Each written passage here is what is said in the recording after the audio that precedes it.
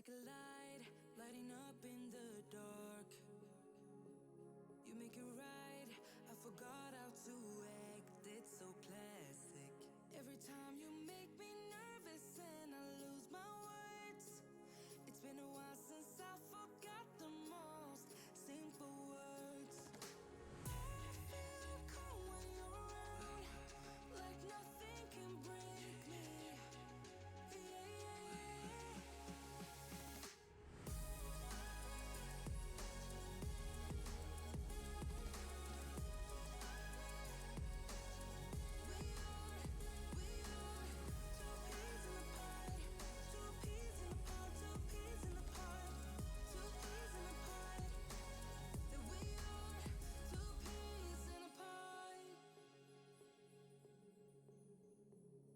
Now I know why it never worked out before.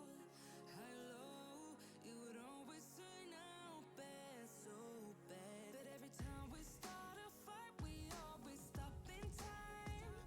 We both know how to be gentle, never cross the line. I feel calm when you're around, like nothing can break me.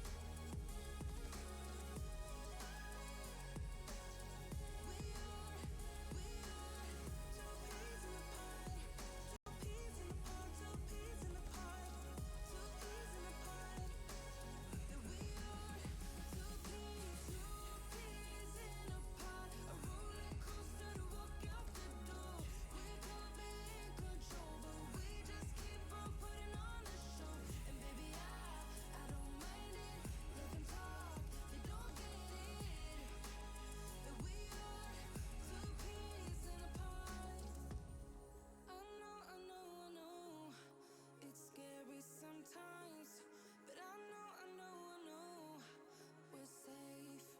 Two peas in a pod, a roller coaster to walk out the door. We could be in control, but we just keep on putting on a show. And baby, I don't mind it. Let them talk, they don't get it. That we are two peas in a pod.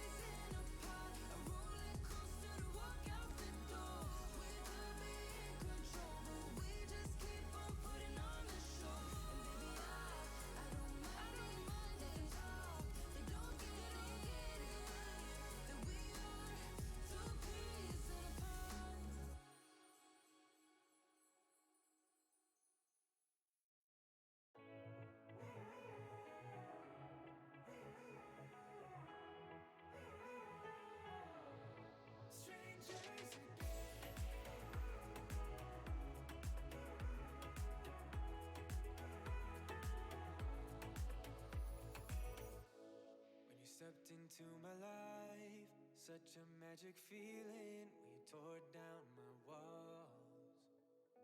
I wish I could go back to right before you told me I'd try to change it all. But look at us now, could have gone so far. It hurts to realize we're parted. Yeah, look at us now, this is who we are. And I just know things will never be the same. We're like strangers again. Strangers again. We're like strangers again. I just know things will never be the same. We're like strangers again.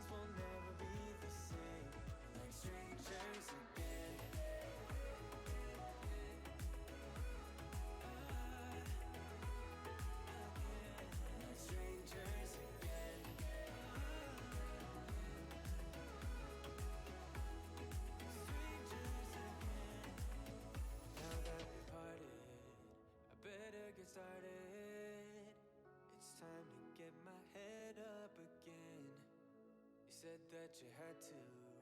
I'll try to forget you. Just didn't think we'd end up this way, like strangers again. Strangers again. Like strangers again. Oh, I know things will never be the same. Like strangers again.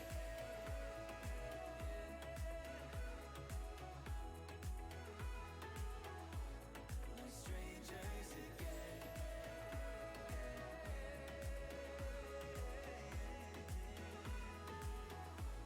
Like strangers again.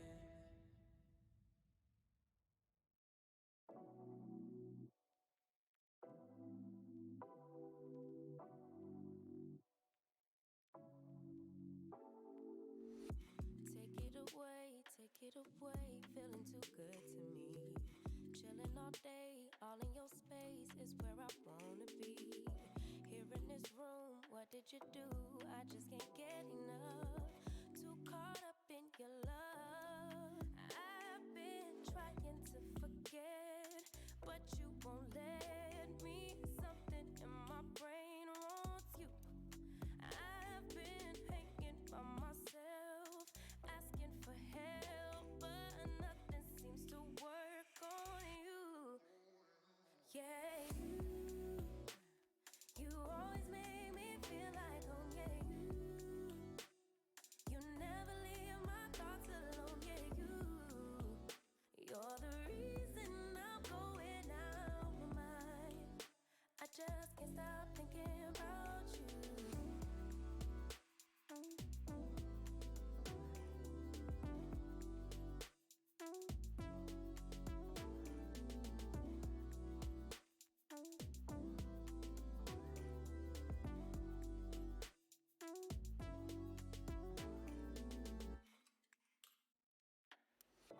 All that I crave when you're away, nights are sleepless. Do we need space? Yeah, maybe a break. Boy, you're my weakness. Give and we take, the love that we make, it's my favorite drug. Too caught up in your love. I've been trying to forget, but you won't let me. Something in my brain wants you. I've been hanging by myself, asking for help, but nothing seems to work on you. Yeah, you always make me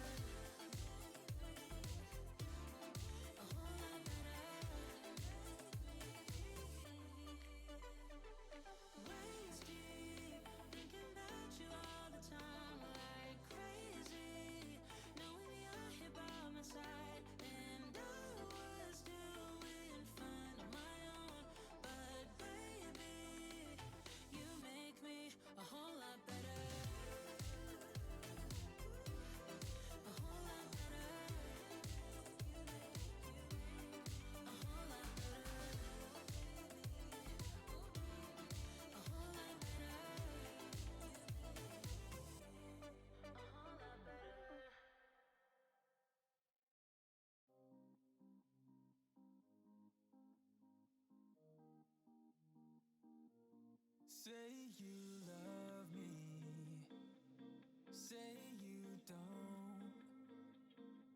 Just give me something so I can move on. Pull me closer or push me away. Let me know if we'll be okay. 'Cause I can't stand another moment of you playing with my mind.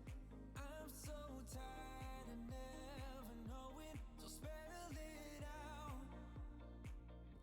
'Cause I won't stay awake till morning. I won't stay another night. If you're feeling something for me, say it now. 'Cause I can't wait for you forever.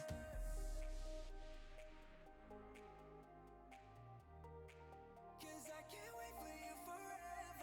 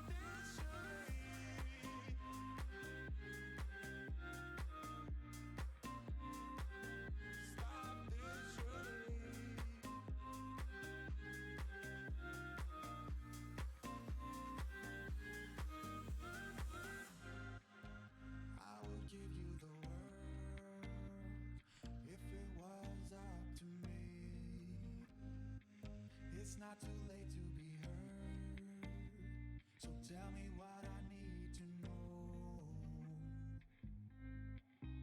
Tell me what I need to know. And stop this charade.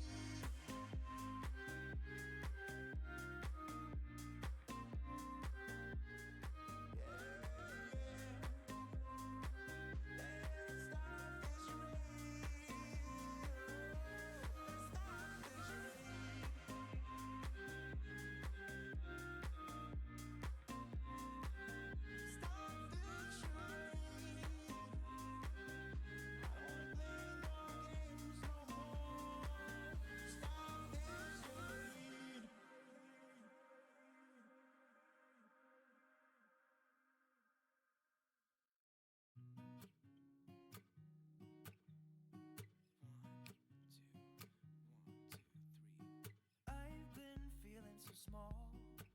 Watch the clock ticking off the wall. But tonight I'm letting it go. Spend my coin for sure.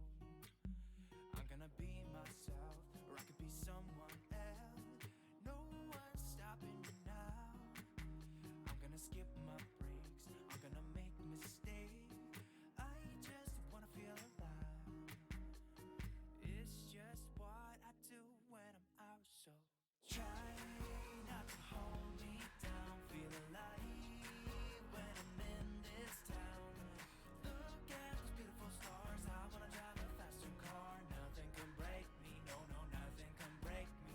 Try not to hold me down. Feel alive when I'm in this town. Look at those beautiful stars. I wanna take a trip to Mars. Nothing can break me. No, no, nothing can break me.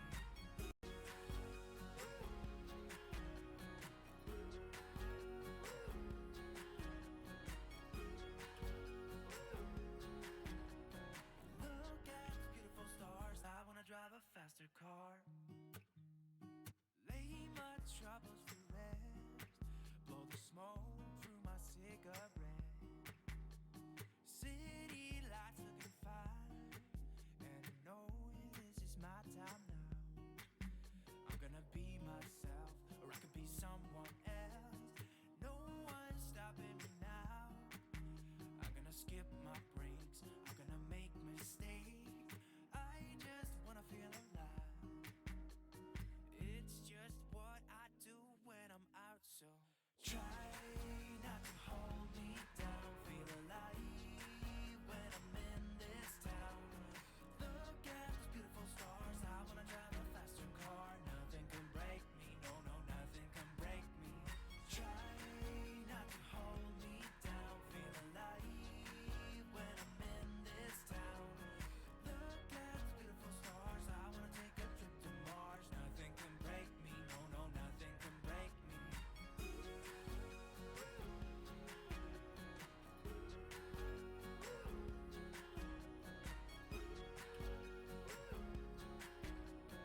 Look at the beautiful stars. I wanna drive a faster car.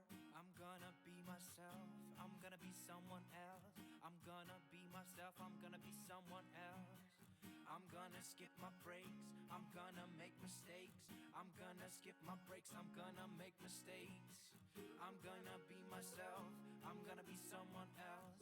I'm gonna be myself. I'm gonna be someone else. I'm gonna skip my breaks. I'm gonna make mistakes. I'm gonna skip my breaks. I'm gonna make mistakes. Try not to hold me down. Feel alive when I'm in this town. Look at those beautiful stars. I wanna drive a faster car. Nothing can break me. No, no, nothing can break me. Try not to hold me down. Feel alive when I'm in this town. Look at those beautiful stars. I wanna take a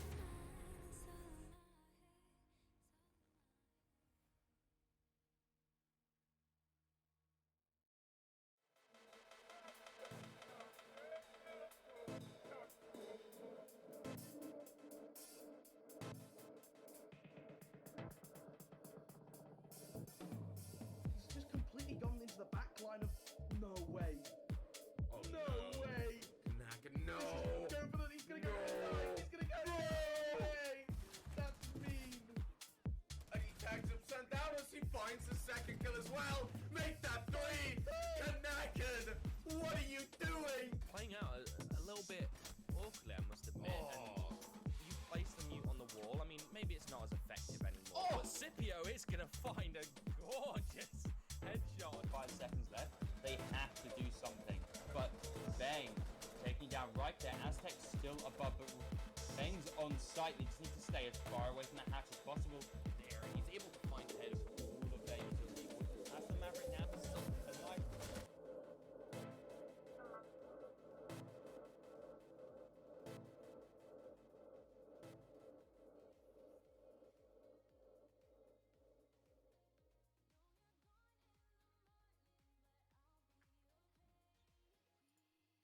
Hello and welcome to Playday 4 of Valorant University All-Stars. As you guys all saw, we have a lovely event coming up towards the beginning of December, And I think better throw it to Fungus to really tell us more about it.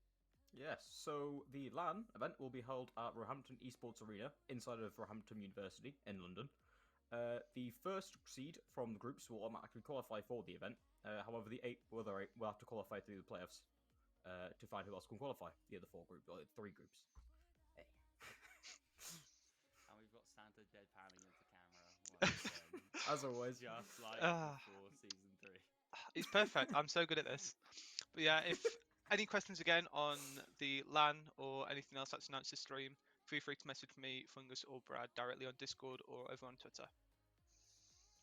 So yeah, like you said, as you guys all saw as well, we're all rocking the lovely new merchandise to which you saw on our starting screen. If you want to find any of it, just do exclamation mark merch in the chat. And yeah, like I said, any other questions you guys have, either on the Discord or Twitter, just hit us up and we will be happy to answer everything. But it's time to get a show on the road, lads, and I couldn't think of a better duo to really kick us off than these lovely two. All right, boys, kick it off.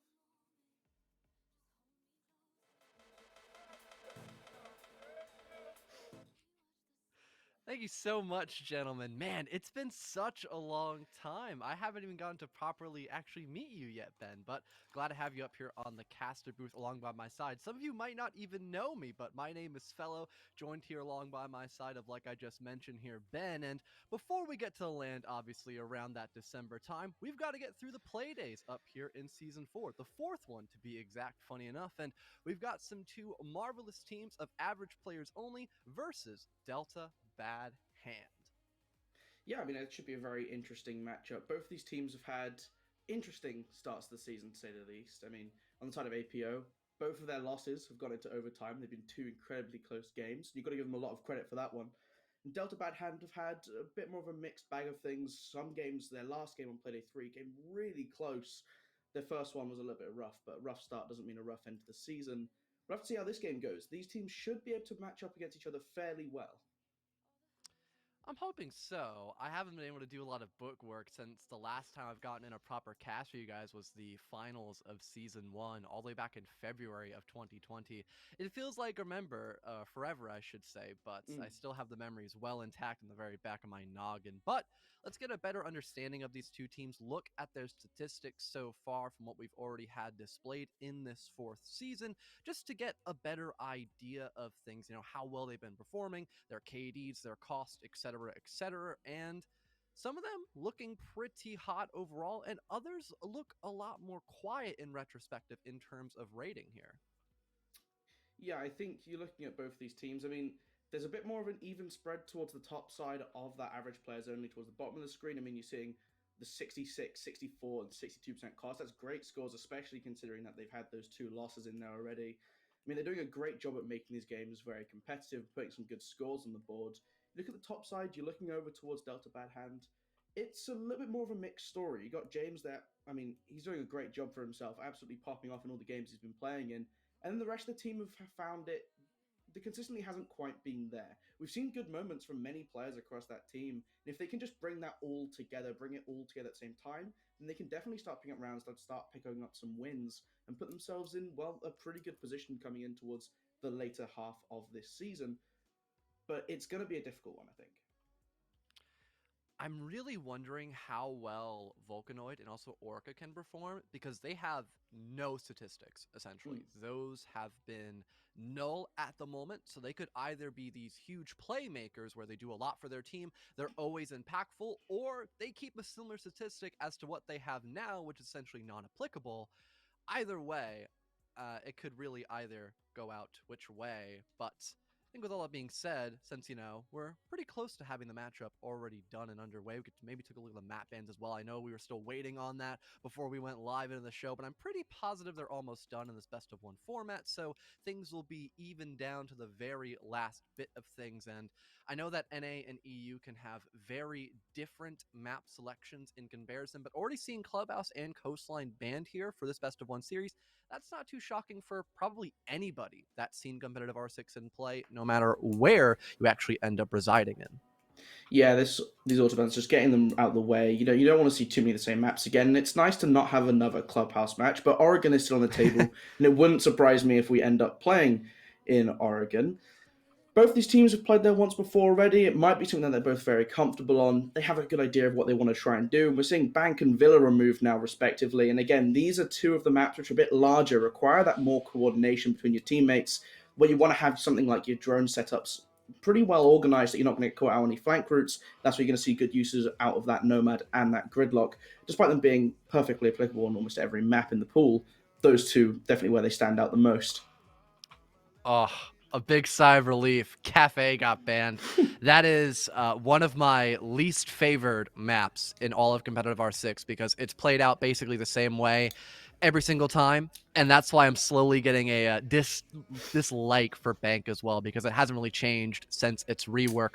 Yeah. Oregon in play, that's also a very typical map to go to. It's played a lot in NA, it's played a lot really anywhere inside of competitive R6, so that's not shocking that it's a best of one pick here. It's literally one of the most well-known maps in the competitive pool currently, so this will probably be as my good friend Chief would say, quite a barn burner, hopefully, for this matchup.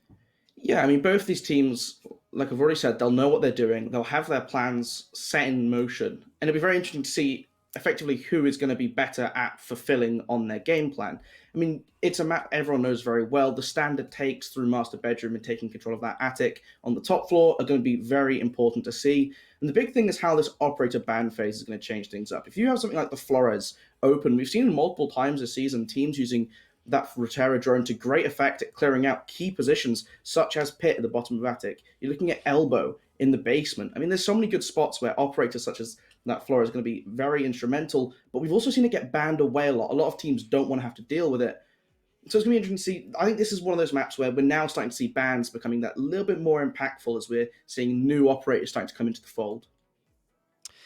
Yeah, and that really just scratched the surface. Just mentioning at the Flores, there's tons of util on both sides. Really, it can come down to mostly just a util dump simulator, and then you have to involve yourself in finding those gunfights. Especially if Wamai is on the board after his recent buff, he's kind of back to where he used to be, except he has no shield. Thank God for that, because he'd be a complete powerhouse. Yeah. And not just really good in the meta currently.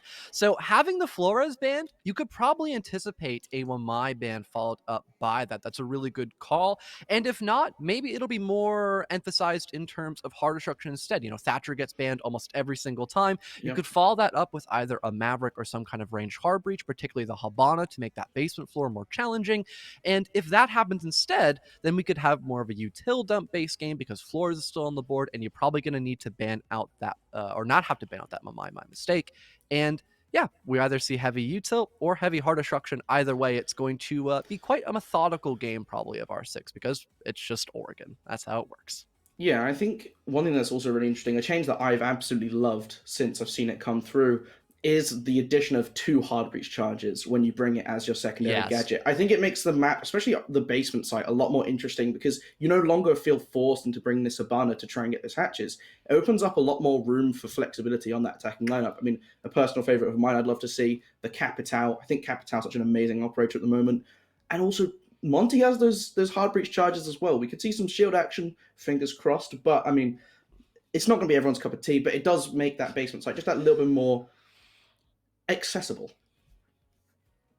Yeah, especially for Wamai's band. Yeah, you mentioned the Capital. I think Clubhouse is a great example of when you get to see Capital the most, especially for a Rafters clear. It's very strong when that actually goes on down. Sadly, though, Clubhouse got banned pretty much off the rip. We're heading to, as most would call it, probably Borgen. But yeah, I'm hoping we get to see a little bit of variety for once. because most of the time it's kind of the same stuff over and over and over again where, all right, we're going to full man anchor basement floor, maybe do some kind of castle extension up and towards meeting. And that's really like the only two differences you get, especially on Oregon, where it's been in the comp scene for so long. You've been able to refine these strategies to a T. So if you make one minute mistake, that's probably the round entirely forfeited, basically, just depending on who makes that pivotal mistake first or last in some situations. Yeah. I mean, obviously, if you get that advantage and throw it away again, doesn't really help your chances of winning a round. But like you say, attacks, it's going to be about clearing these roamers very early on, and that's the risk with a map like Oregon. Is they did add, when they reworked it many seasons ago at this point, they did add some options for returning back to site, the extra staircase down freezer, a couple more hatches, but ultimately we haven't really seen that be expanded upon too much within a lot of playing, just because if you lose those roamers early on, like you say, that's the advantage that the attackers just need to completely blow open the site. And you're looking at basement, it's a site that can get blown open very quickly with the use of that hard breach gadgets when you take that pillar control, and the attacks know what they're trying to do with it at this point. They know how to follow through on it. Yeah, I'm really wondering if we're going to see any type of incredibly heavy roams going down. I mean, there's some obvious ones, sites that you need to do that, like meeting or dining, depending on what you prefer. It's kind of 50-50, to be honest. They're both just really run-of-the-pack objective rooms that get picked last, but sometimes least as well, because they are the least favored for defenders, statistically speaking, hence why it's normally called the tertiary pick. God, I hate that word. It's overused in NA, but it does make a pretty good point. Yeah, I'm just kind of waiting for the matchup to honestly start. We've got bands coming in just a few moments. Got to get through this lovely intro, which is honestly really nice. Big fan of it. I'm not gonna lie. Yeah, it's lovely just getting like a nice panoramic view of some of these maps, getting to see a little bit more interesting parts of them. Like you sometimes forget like just some of this decoration. I mean, the tile looks like a chessboard. It looks lovely. So actually, part of me thinks that they should refurbish this kitchen. I mean, it's all like, look at the counters, like they haven't closed the drawers properly. They look kind of worn away. It's kind of like when you arrive at like your uni accommodation and there's like a giant rip down one of the skirting boards. We had that last year. Got fined for it. That was lovely. I mean, it's just like small things like that. It just really sucks. But I mean, for the most part, you just make something new with the kitchen. They've already reworked it. You might as well make it look a little bit nicer. Or maybe that would contradict with the theme of the map. Well, it is a cult, so Yeah. I'm guessing their standards are not very high, I suppose. Also glad that, both NA and EU can kind of, what's the word for it? Relate. Yeah, relate to poor university experiences. All my friends tell me horrific stories, and that's probably one of the main reasons why I decided to wait a moment before I actually go. But maybe I'll end up getting those experiences on my own in the future way. But yeah, considering the fact it's a rework, it appears that Oregon still has a lot of unfinished work to be done. Does this confirm another Oregon rework? Who knows? Maybe during year 10 of Rainbow Six, if the game is still alive, that will happen and Oregon will become a full-blown McMansion. You never know. Yeah, it gets completely reworked into like a resort paradise. Add a pool inside, just tidy it up a little bit after all the raids are done. But there's still one more raid to go down, and well, that's going to be Delta Bad Hand versus average players only. And well, we'll be jumping right into the action with the band phase starting up to see how this Oregon game gets ticked off. And well, it should be interesting. We'll see if it's the classic Thatcher Maverick. Hopefully, it'll be a bit more interesting. Well, I feel like Thatcher's almost confirmed, depending on who you ask. Wow. Okay. So we're coming out of the gate swinging, I suppose, with a couple of jabs instead of a full-fledged left hook. Ayana getting banned. You know what? I kind of like that ban. She's really cemented herself as a great entry player. She's got those frags, plenty of information with the Gemini, and a Gone 6. She really does a little bit of everything. Eventually, we'll see that Thatcher ban. That's not too shocking. But man, the Ayana pick, I like I said, I really like it. I'm not going to lie. It's different. It's unique. Yeah, and I think the biggest part of that as well is, I mean, yes, all the fraggers lean into that Yana. You've spoken about how flexible she can be. Her information gathering tool as well. Those Geminis that she pops out are going to be able to gather information for your entries so much faster than a regular drone can, and they can also disturb your opponent just that little bit more, force them into shooting it. You just have to. So it's a nice way to try and slow things down and could potentially indicate a more roam style on this defensive side. from Delta Bad Hand, but we're seeing the Valkyrie and the Mirror get taken off the board, and I mean, neither of those are particularly questionable bans. No, not particularly. I'm really on that bandwagon of you should almost always ban the Wamai no matter what. But some people still prefer to ban out the Valkyrie. I can kind of understand wanting to get Mira. She can make sites like the basement floor really difficult to actually clear through. Mm. But, still not bad bans at all. Moving into the actual round, though, just getting things underway. Kids in dorms being up first and foremost. And the lineup by Delta Bad Hand is a little bit interesting because there's no deployable shields in their composition. This more or less looks more like a ranked S kind of team composition in comparison to what you would normally see in comp. Yeah, I think it's going to be interesting to see how they choose to hold on to this site. I mean, they've got all the utility that they'll really be forced to take. They've got those electro claws on the Cade. You've got yourself the Melusi and the Legion to try and slow down the attack. I mean, there's nothing that's really missing outside of that deployable shield, like you said. It will be interesting to see how that changes their hold. There's a couple very popular spots for deployable shields on this site. You're looking at inside of Attic, whether that's just above the step or just down below in pit. Both have been used very frequently, especially during that Jaeger Wumai meta like we spoke about before, but also just one either in trophy looking towards that master door or inside of the dorms looking towards that trophy door for a little bit more reserved hold. All of these angles that are so powerful for defenders to be able to get that little bit more information, a little bit of safety while checking out where they might be coming under assault from. Losing that power is going to be a big change to the round. It's going to have to force them to hold some less common angles to try and deal with it. But they have a lot of tools to slow down the attack that it might not be necessary. So, pretty normal stuff going on. Rotate holes being made. It is only the very beginning of the round, of course. And it looks like Delta Bad Hand, or pardon, actually, APO, my mistake. I'm going to make probably a couple of mistakes as I'm a little bit rusty here in the BUAL scene. But hey, better to get those mistakes out of the way at the very beginning before the real action actually goes in underway. And a first mistake made by the Nomad as Ree is going to able to shut down the flank watch off the rip before she even deploys a single air jab out. That's a massive pick, and that's going to really slow things down for APO. They can still get that hard destruction executed, of course. That's not going to be an issue. But when the flank happens, if it does by Delta Bad Hand, there's going to be nothing to stop it except a possible drone, but that's only going to relay you that information, not guarantee you someone flat on their back to allow for an easy pickup kill. So it's going to make that just that little bit harder to clear some of its utility. That's 3 of the flashbangs gone off the table. That's what you brought that Nomad for as part of as well. And, well, using these hard breach charges to open up this wall, not going for a Maverick trick, instead just using those gadgets to get them out of the way, give them some access to this attic. And it's going to be Jaffa taking the first approach, trying to walk down. Has to be very careful with this Banshee. And he's going to be looking at the Banshee and get swung by James. Not quite sure what was the plan there. You don't want to look away from your opponent as, well, Reed's going to find himself another kill in the round, and this attack is starting to falter before it can really get started. Just kind of running into Delta Bad Hand's defense, and they're getting punished for it pretty much off the rip. It's just iNoob and Ovach left alive. 5-on-2. They've got plenty of time to work with, of course, but other than that, they need to start working these picks, or they're not going to have any chance to actually secure this first round. They need to play aggressive, try to get inside of the bomb objective as quickly as possible, and maybe try to have ends meet. But it doesn't really look like Delta Bad Hand is going to allow that to happen. Kovac is still just sitting outside near the balcony. He turns his back away to Spacey, and that'll be a free pickup kill for him, forcing iNoob 1vx situation. 40 seconds left on the board, and his position is roughly known by the goo mines left in Z hallway. This could be an easy frag for Vulcan, and that will be the exact situation that happens. Flawlessly done by Delta Bad Hand in the first round to start the lead off on the right foot.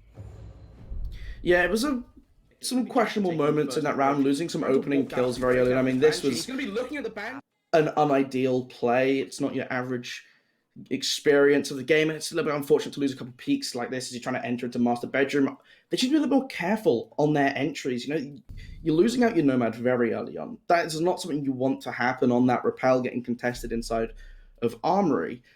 And it's just everything seemed to fall apart from that point. They didn't have that communication. They weren't covering each other's angles. You have the Buck behind that Maverick who can watch an angle for you if you need to. You can ask for some support. You can try and burn the ADSs away.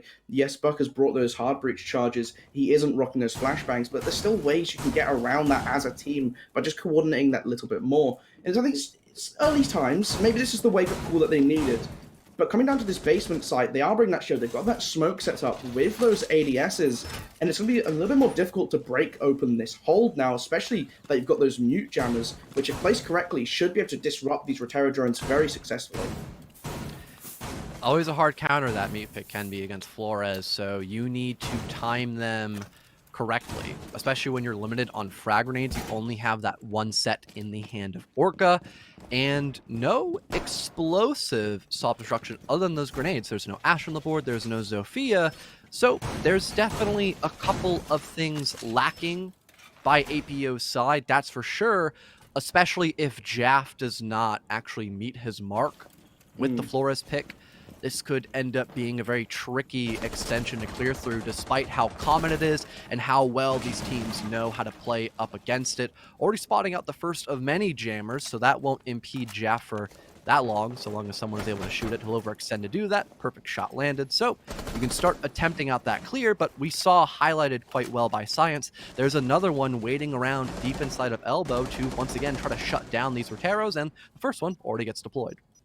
Yeah, not going to use a drone to probe it, just go straight in with that RCXD and try and spot out that shield. It's just going to be about hugging that left wall as the explosion goes off. It'll be interesting to see if he landed with his target.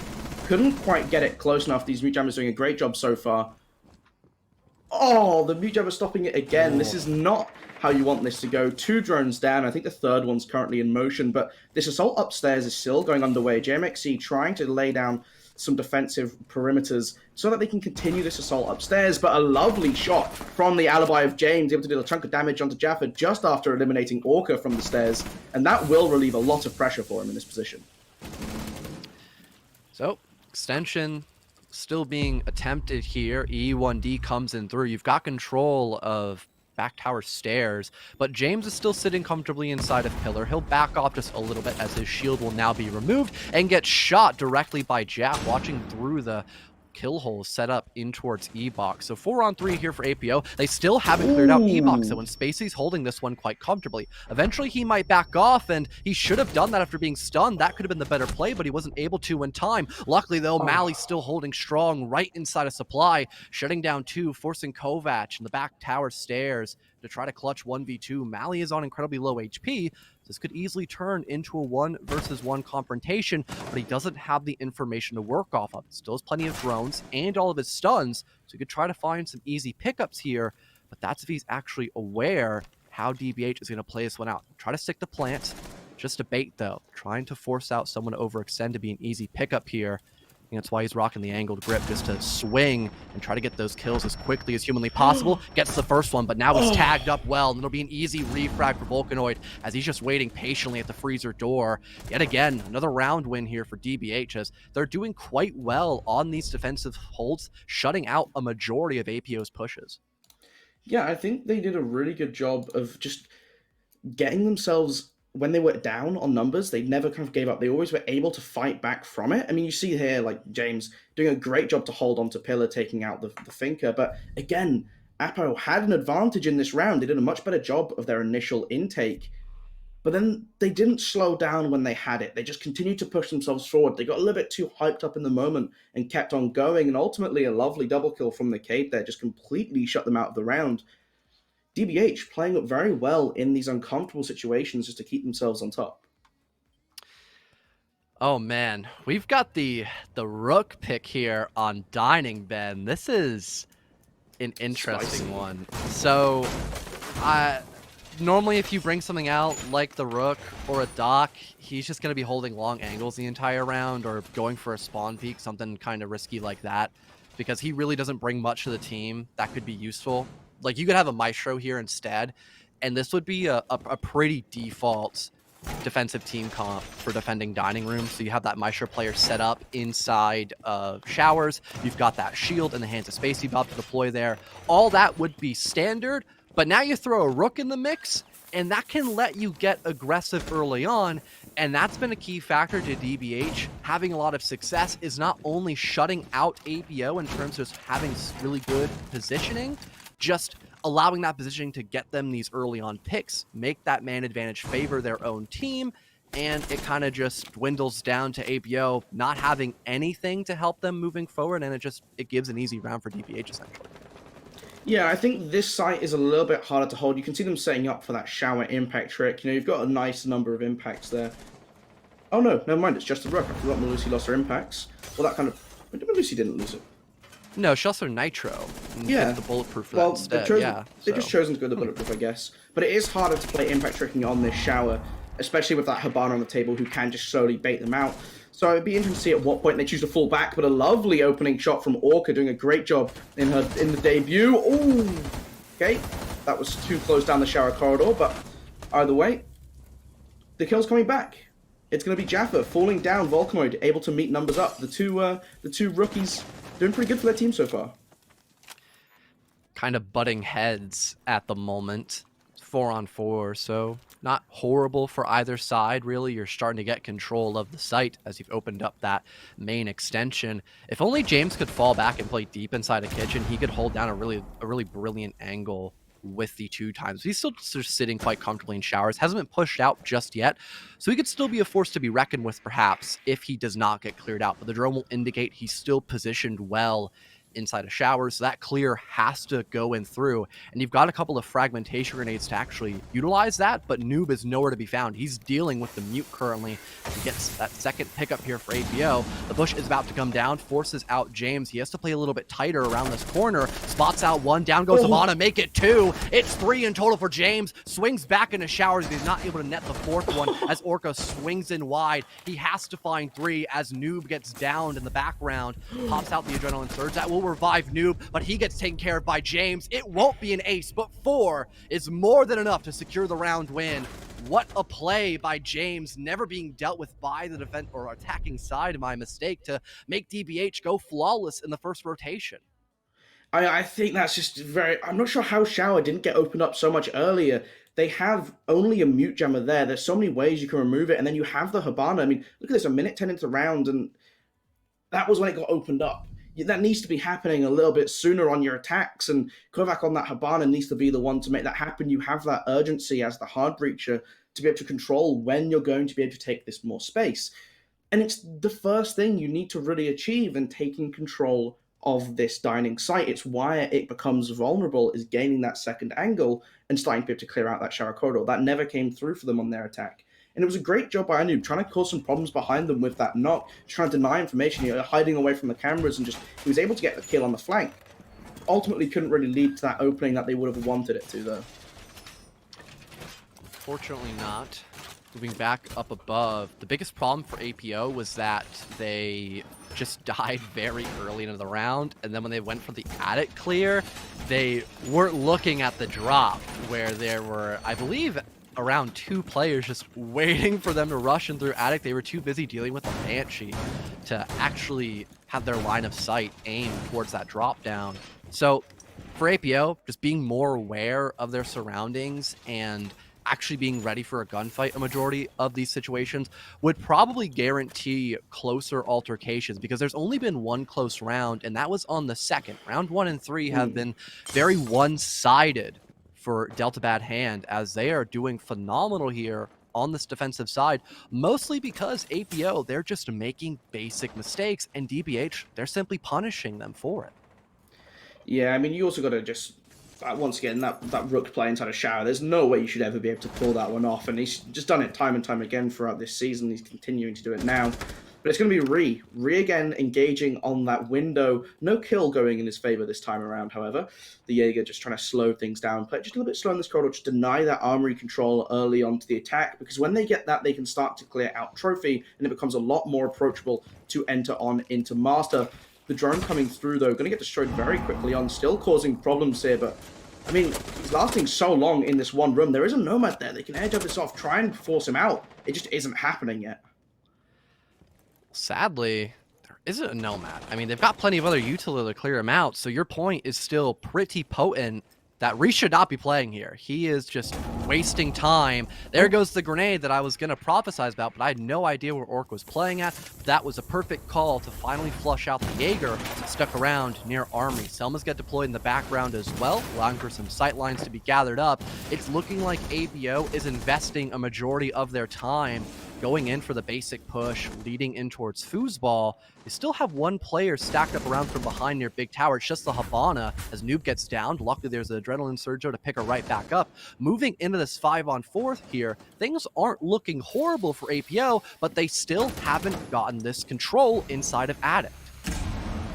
Well, Mario able to find the first. James still playing here, going to get caught out by Jaffa. A lovely shot from him, but the swing comes through. He's going to find himself a double kill as Orca also makes that a third. A quick flurry of blows, putting them in a strong position here as Volcanoid on the flank, able to find two. The diffuser's going down in sight though. Still a 1 versus 2, and they now have the information on where the Legion is.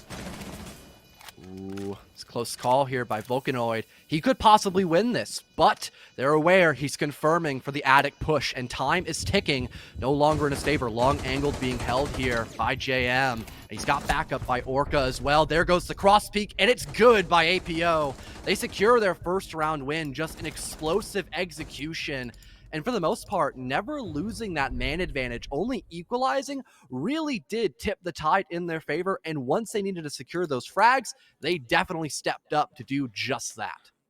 Yeah, I mean, it was a really good job from them finding those picks very quickly as well. The flank coming through, maybe you could have had some sort of awareness on that. You do have a dead team member at that point who maybe can be flicking through a couple of these drones set up on the back, but ultimately it didn't matter. The diffuser wasn't in the hands of that Attic assault. And they did a good job just getting themselves that control, playing that round a lot slower than they did the first time around. And I mean, it changed because of that slow opening, enabling them to find those picks in a good time.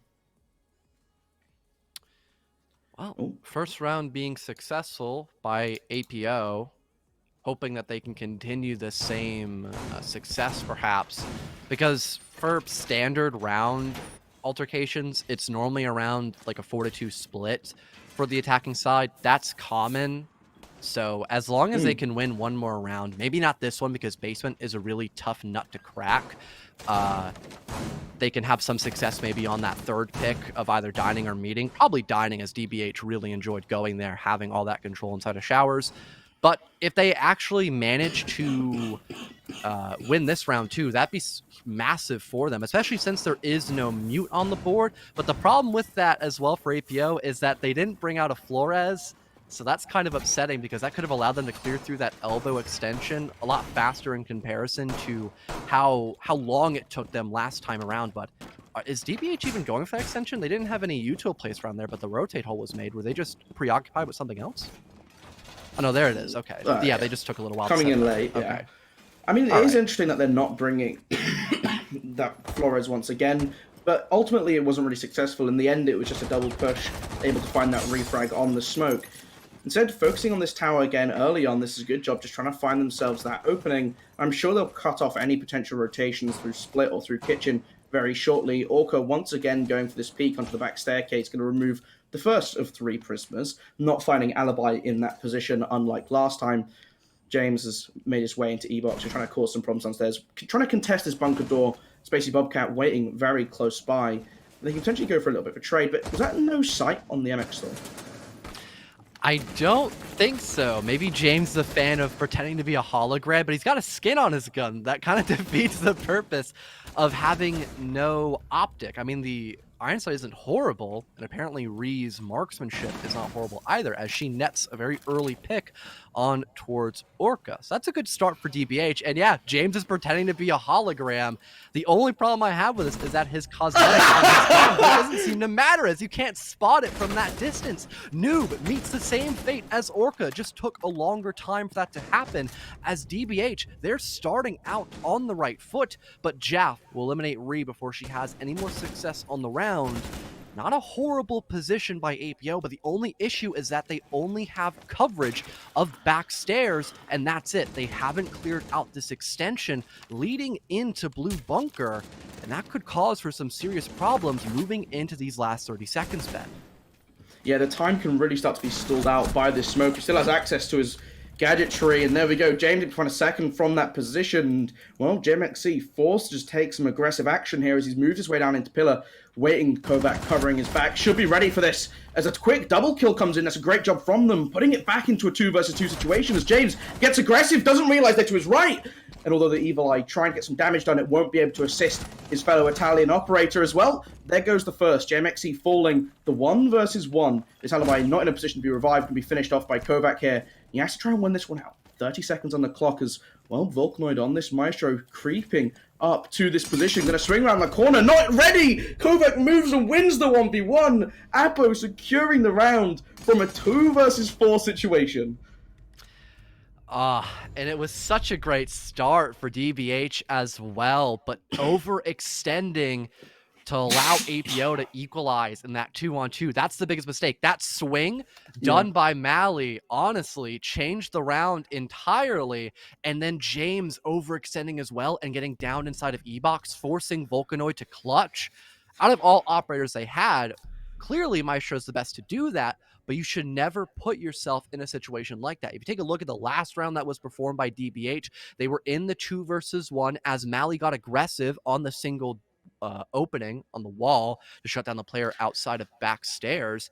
And then they just had someone set up inside of Freezer. I believe that was Vulcanoid. And then Mally was the one playing inside of Supply to allow for a refrag potential. But that wasn't a possibility by DBH. And because of that, they'll lose the second time played on the basement floor, and they'll go here again with a pretty similar lineup, except James is rocking the Vigil rather than the Alibi, my mistake. And honestly, I kind of like that because one of the only main places of attack for APO have been the backstairs area. And if you can deny that, then that just leads into a funnel, and those are never good for an attacking team. So if you can establish in only one side of attack here for APO, that could allow you to find countless kills with really not putting in a lot of elbow grease. Yeah, it definitely changes up the dynamic of the round. You are also losing that shield, which was previously played back on pillar.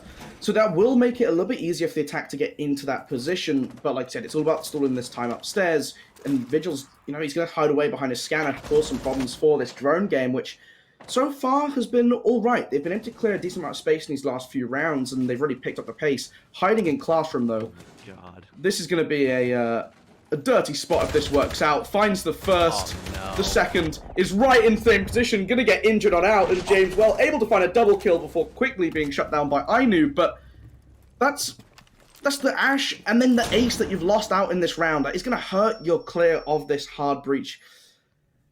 You still got Kovac on the board, but it's not ideal to lose 2 in such a, messy fashion. Not at all, especially when it's only your Vigil and Jaeger that have died. Vigil's entire job is to either waste time or get kills on the board, and a little bit of both is always a sweet taste for that roam game. And then Jaeger, you've put down your ADSs already. That's passive utility, where you've got the active util of those explosive charges in the hands of Ash, and then the Selmas. Honestly, a pretty fair deal, or actually very advantageous deal for DBH. Finally, this extension in towards elbow will get cleared on out. Hard destruction goes in through as well, but the man advantage has been secured by DBH once again. Vulcanoid up above shuts down Kovac, losing out on the Xyros charges.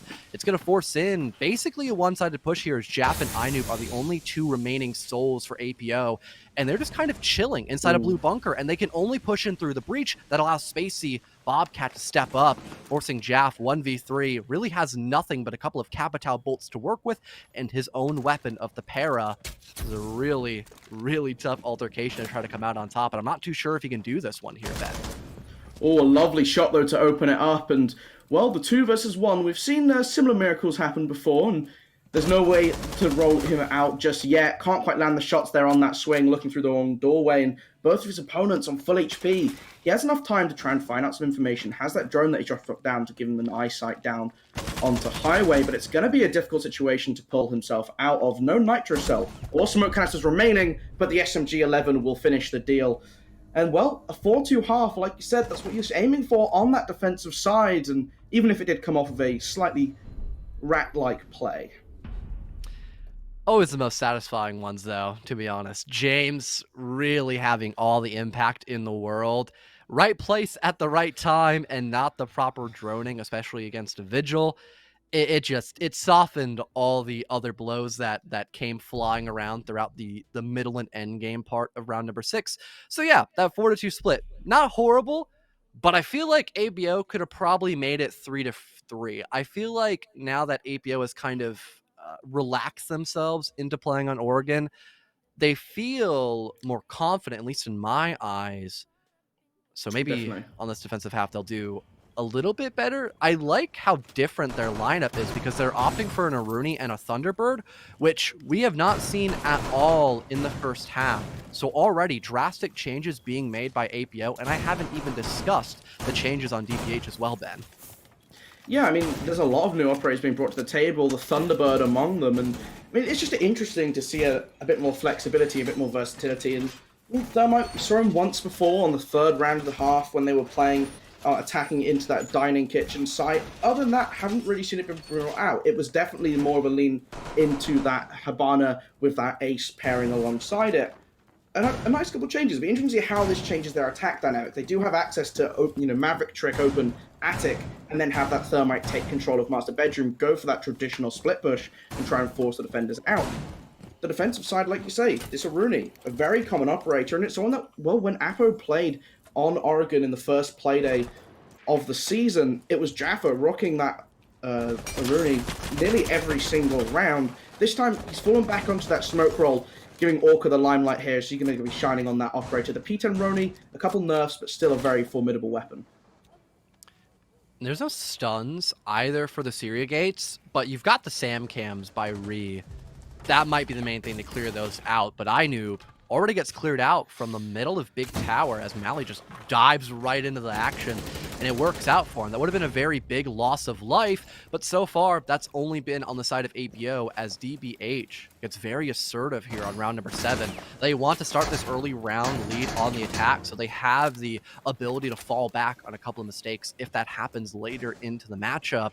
So moving a majority of this roam, it's only Orca playing outside of the objective room essentially, but she can just rotate back on up at the top of white. But now having that sightline opened up from Closet could make it a very high risk, high reward play, but she does that before it actually becomes an issue. Still 5-on-3 though, DBH in a strong lead, and it's only a matter of time before they start this execution. But what a brilliant shot by Orca. Yeah, now have to be careful of this flank downstairs. Potentially players coming from all sides. But Volcanoid, very low on HP. He's going to have to be a little bit more careful as well. That's one kill coming back. The attackers need to make sure they're not giving up these picks for free. You don't want to fall back into that 3 versus 3 after an excellent start. And it's going to be, well, Orca finding out Volcanoid downstairs, looking the wrong way. The Zofia was in that LMG, not able to rear its head in the right direction in time. And now, a minute left on the clock. There's still plenty of opportunities for this defense to win this one out. And with those Thunderbird Kona stations coming back into play, forgot the word for a moment. They're back to good HP, and Orca finding a triple kill. The ace is still on the table. Oh, it's possible. She's getting amped up. She spots or tries to spot out Ree. She'll end up moving around though. Can't really do all that much as there's toxic babes impairing her from actually stepping into sight. She'll start to peek it just a little bit and actually denies Orca of the ace. Now 2-on-2, 30 seconds left. Last toxic canister gets expended here as Ree might try to stick the plant, trying to go on top of the foosball table, but that's impossible, so she'll have to stick right around the gray mat. Her arm is actually poking out, but there's great coverage here by Mally, and now in the post-plant situation, Ree gets down. It's a 1v1 altercation as Kovac has to clutch this one out. He goes for the down and gets it! I'm pretty sure he's confirmed that it's DBNO, so he'll just stick for the defuse. Well, actually, maybe go for the pick, as he's got plenty of time. Yeah, I was really wondering that. You don't want to pad your stats? I commend you for that, but then you got off the plant. That's completely fine, though.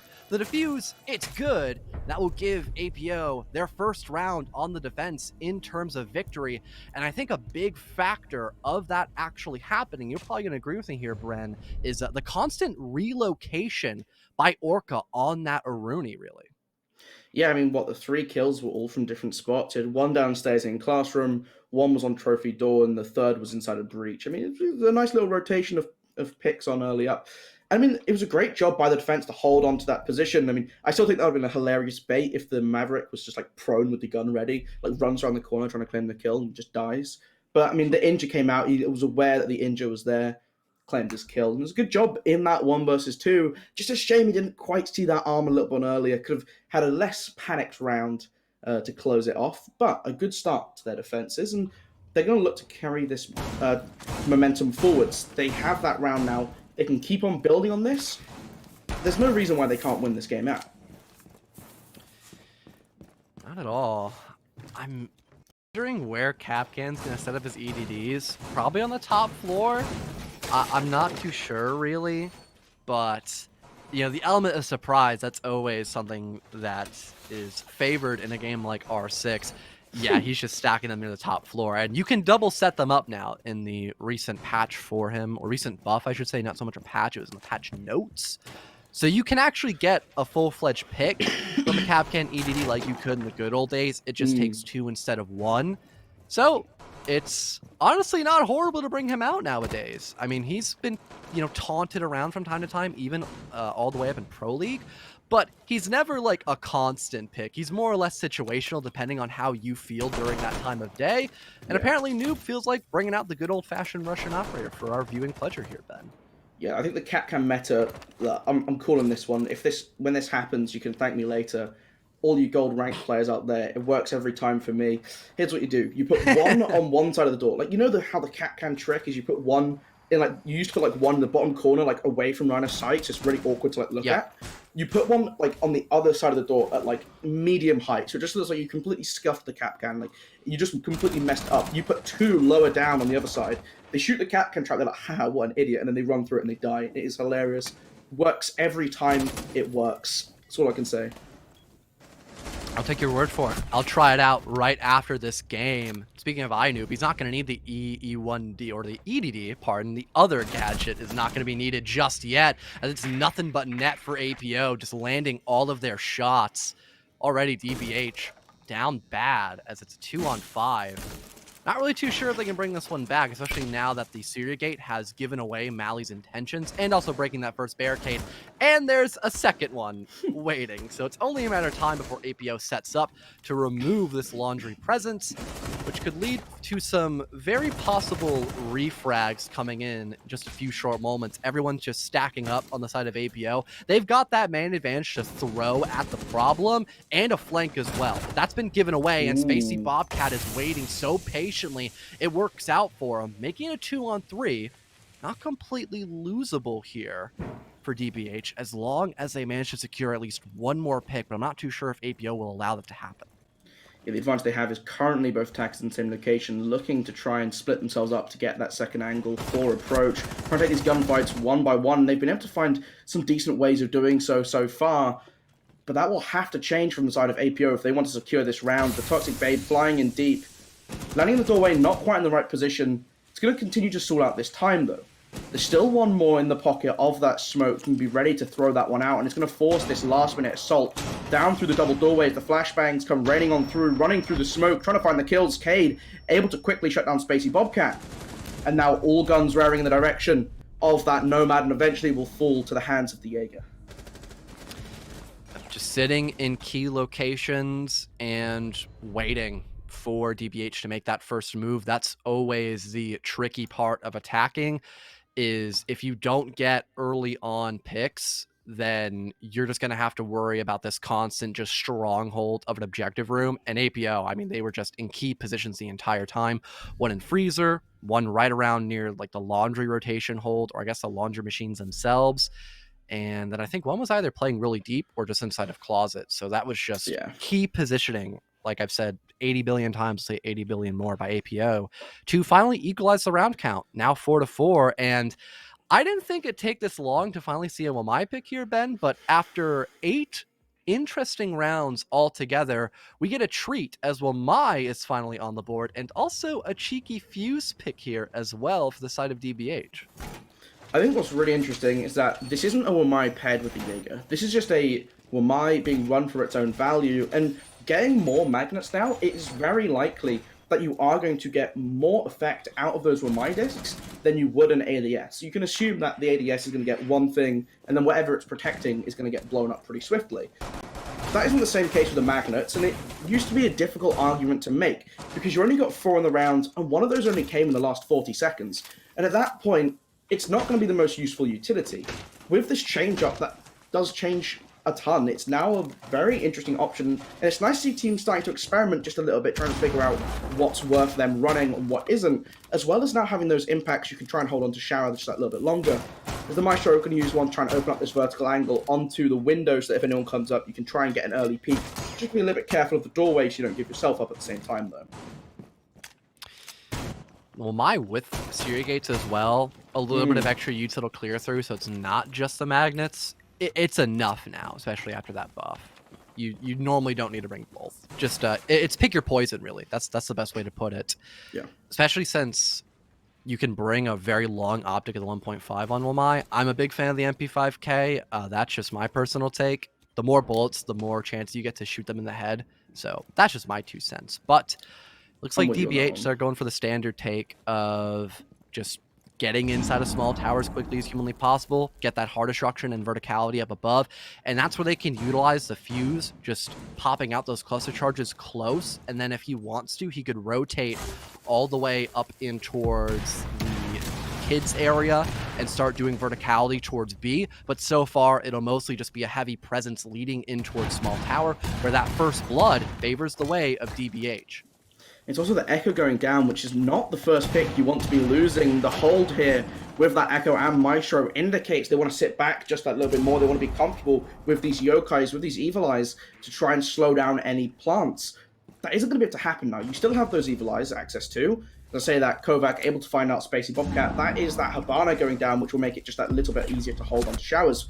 But the aim is still the same here, as the attack trying to come in from behind. Jaffa watching on this vertical angle can take a little bit of damage off of that Lion. You still have the Thermite ready, though. He can open up into showers when he needs to. It just makes these impacts on that Umai oh so much more powerful. Ooh. What? The flanking Maestro. Interesting play. Why, noob? You're the most important operator now that JMX has died to deny the plants, especially when there's smokes on the board. Why would you play so risky? That's such an oversight. Here comes Orca, though, swings out wide. It's good for 2. There goes all of your presence inside of meeting. What a massive play by her. At least one of the flanks has been successful by APO, and everything has flipped in on its head as DBH have to struggle to get control of dining room. Mally gets 1, but Jaff responds onto James, and it's just the lone fuse. Try to clutch here. Outside of shower corridor, gets 1 spray, but Kovac's not going to miss his shots. APO, another round, 3 in a row for him, as they are doing spectacular here on this defensive half, Ben. Yeah, I'm so impressed by everything they're doing, despite losing that Echo and Maestro early on, which is like we've said so many times, those are 2 you don't want to lose. A lovely flank from Orca, bringing that advantage back in their favor, and Kovac doing a great job at just holding onto showers. And again, it's an example of an attacking lineup who just isn't able to open up shower. They aren't able to expose it. I mean, again, you have that Habana on the table. This is something that can get done very early on. There's practically no denial stopping you either. It does lead me to ask some questions about exactly how they're trying to go about this. I really enjoy seeing this double push where they're trying to get in from behind as well, but this forward side is just not being successful in achieving what it needs to achieve for this round to be successful for them, for both teams. But, Apple will take the rounds that they can get and return to this upstairs site, running the same lineup as they did before. The Amaru pick coming out. DBH, they are just full of surprises today. I'm wondering if that's going to work, because 9 times out of 10, you see a Amaru run into kids, at least in ranked games. And that could be helpful, especially if you clear out Addict already, so you only have to worry about the actual presence inside of kids. That could be a great way just to catch APO off guard. And they've been in their element a majority of these rounds, despite the fact they're still making plenty of mistakes. I think a great highlight of that was the Maestro, for God only knows why, going on that roam when Orca clearly established that she can handle herself in those kind of situations. Even though there were drones watching split, the call wasn't made in time, so the 0 died, and then the swing finally happened, but Orca was already waiting for the push in the back of meeting. And once again, it's going to be a relatively dominating roam performed by none other than Noob, and then also Orca that I mentioned earlier as well. Yeah, both of them just hiding downstairs, running off of this tandem play where if someone tries to come and get them, they'll be in positions to claim those refrags back. It'd be interesting to see where this Amaru decides to entry from. I mean, the classic shotgun. Another gold tidbit for you is you go up that the kid's hatch. That's the real meta. You go up the hatch, get some flashbangs thrown up. It catches everyone by surprise. A couple times I have seen that reinforced. Does throw a wrench in your plans, but for the most part, it will probably be left closed. Kovac, though, going to be the first one to fall. Getting shot from big window just through the opening in the floor. A little bit of carelessness, although he'll be able to be picked up by a teammate and jump onto those corner stations just to try and get that health back up. And again, the advantage of having that Thunderbird in play. Yeah, as I like to call them, sometimes K-Kona, because it's a really funny Twitch emote, and Lay NA meme, always so funny. That's a funny highlight there for Spacey Bobcat, as he's already dead. Noob, great toss with the Nitro Cell. I'm pretty sure he got the Q by audio or just by his teammate. So that's going to be your hard breach off the board. You still have the Maverick, but I don't even know where the heck Ree is playing at. And here comes the Amaru. Oh, the shotgun blows up one. supernova! And it's the rest of DBH just exploding into the round 2 in unison, forcing the roamers to come back into sight as if they were attackers. You and I prophesized about the push in towards kids, whether it be through the hatch or the window. It appears that I was right, and the plays in ranked are gonna happen, but just not the way we all anticipated. Case may be locked down, but DBH, they still have this man advantage. Orca tries to come back from the top of white, but gets sprayed down. Out of such little HP, she has to go on the fallback here, and Noob, because of that, basically has to play alone for a little while. Tries to spray one down with the spear using verticality, as they've got Case on watch, but it gets retrieved. Actually, I'm not too sure if it does. Eventually it will by Vulcanoid, allowing Noob to move in through the top of Armory, but they're already back inside the site and waiting patiently for this push. But the plan is close! That's such an oversight! But the hard wall has never been opened up. Noob still has to funnel in through, but now they can play for ones! Mally's overextending, and it's just Ree left alive, sticking the plant. It goes on down, sprays through one, but Noob has more HP! A quad kill for Noob! What an oversight by DBH as they play that one so imperfectly. Match point already in territory for APO as they have more than enough time to defuse. What did we just witness, Ben? I'm just still... Okay, I just want to...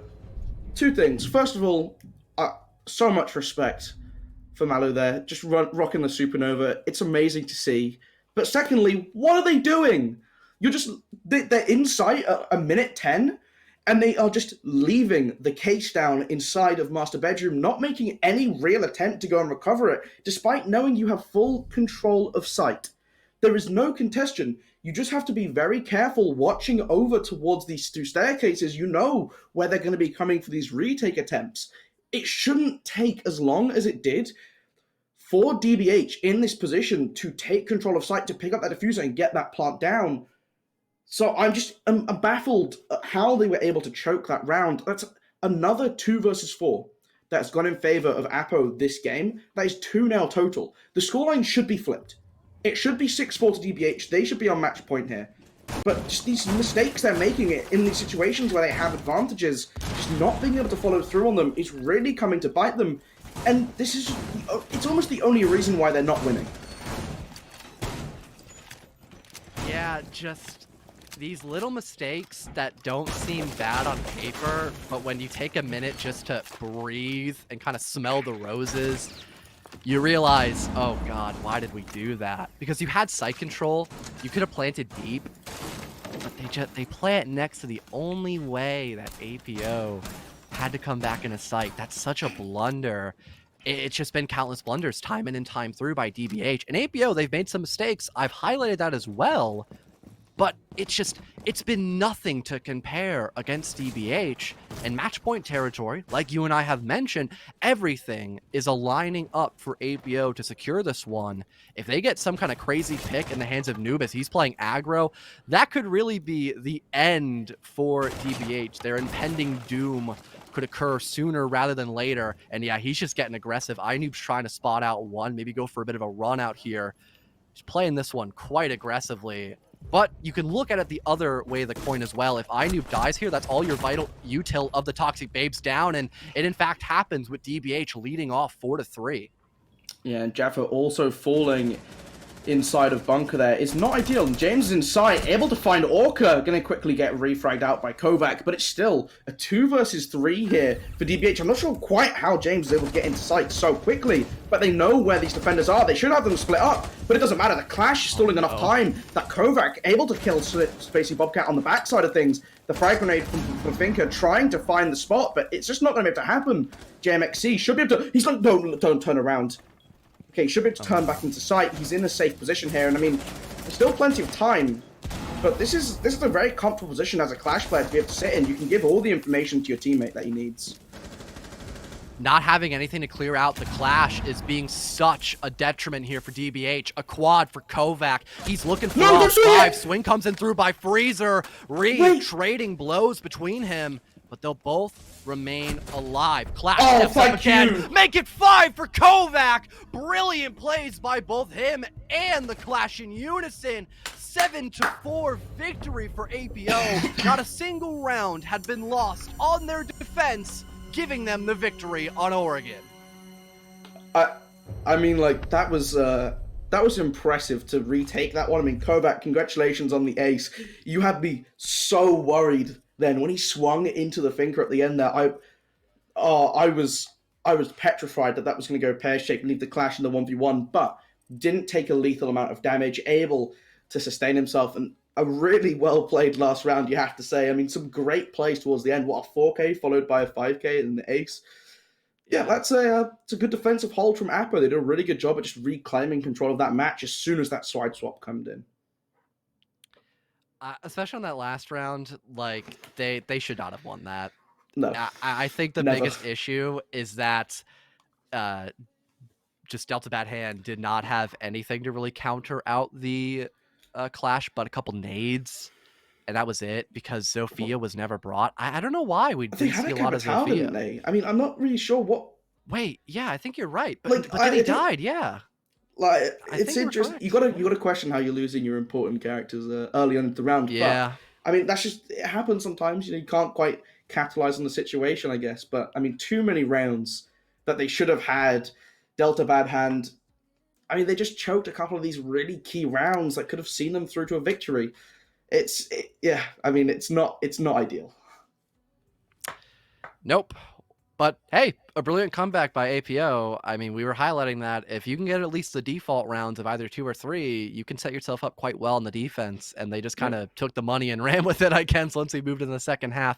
Yeah. Ben, it's been an absolute pleasure casting with you, but I think that's the end of our duo here for the time being, as we've got both Warden and also Jerry up in the casting booth after us. I think before that happens, though, we'll go into a short little break, get the next 2 teams set up as well to play their best of 1, and then return shortly to have that happen. So it's been a pleasure being back here by BUAL. Maybe you'll see me again on another Emergency Sub broadcast, but we hope you all have a great rest of your evening and to stick around for some more R6 action here at BUAL. We'll be back in a short few. Don't go anywhere. It's going to be Jaffa taking the first approach, trying to walk down. Let's be very careful. This Banshee. Kovac is still just sitting outside near the balcony. He turns his back away to space.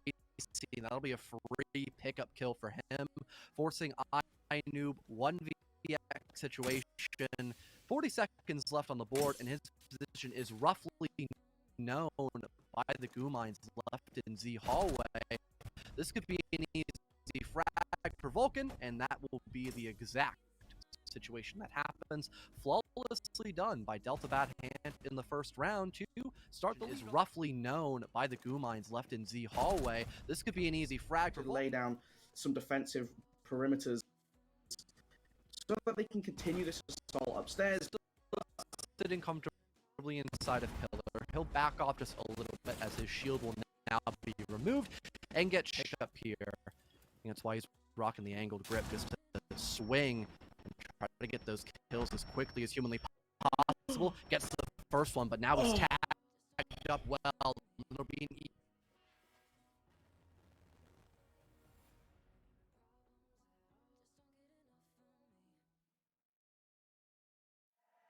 Sun is coming up, are you ready to go?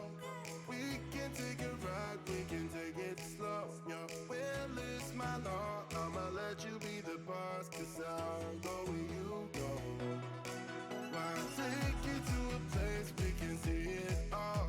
Step off the edge, I can break your fall. Your will is my law, I'ma let you be the boss, 'cause I'll go where you go. When you fall down,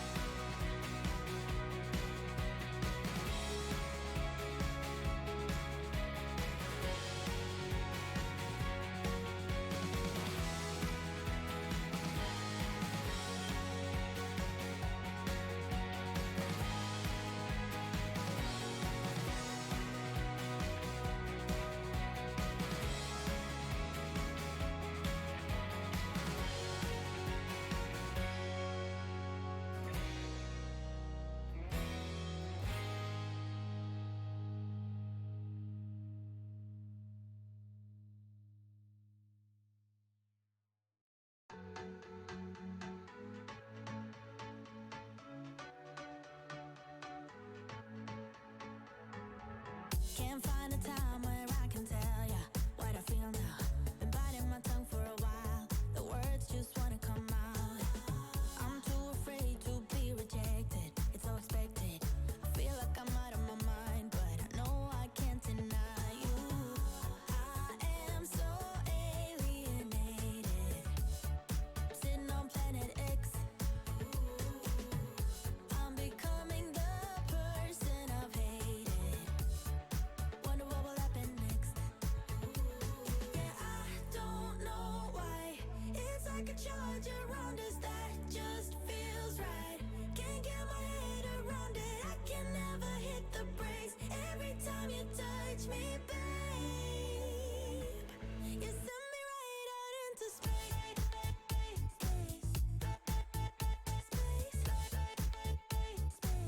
You send me right out into space.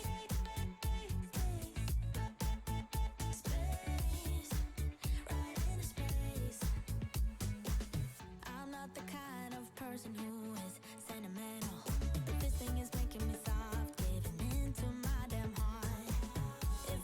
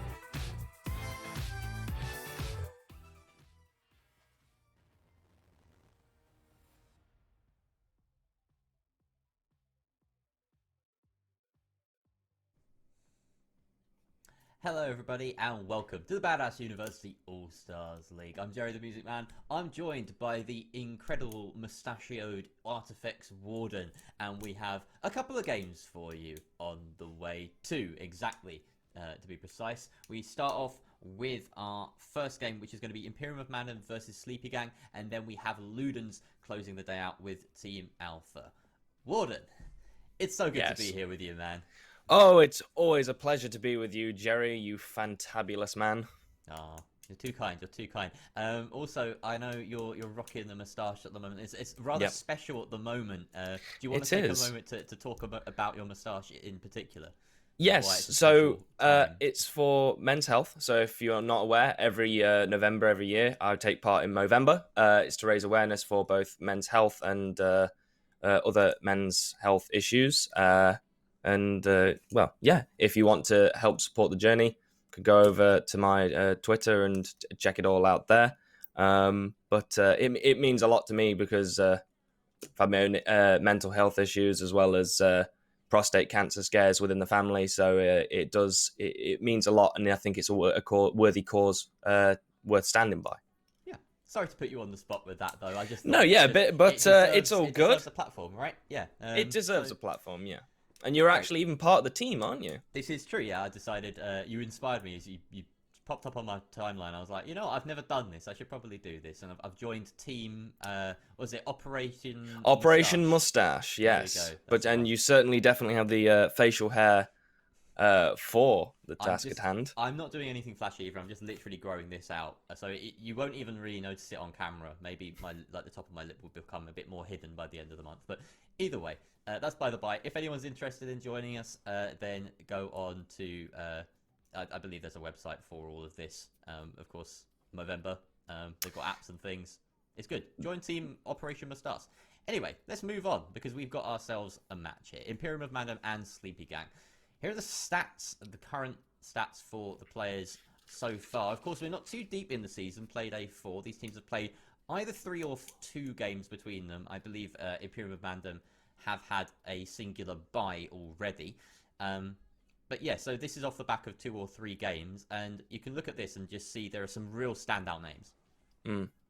Yeah, definitely. I think the biggest one worth highlighting there is Scipio, currently sat on a 1.5 rating with some absolutely awesome stats with a 27 and 12 KD, which is...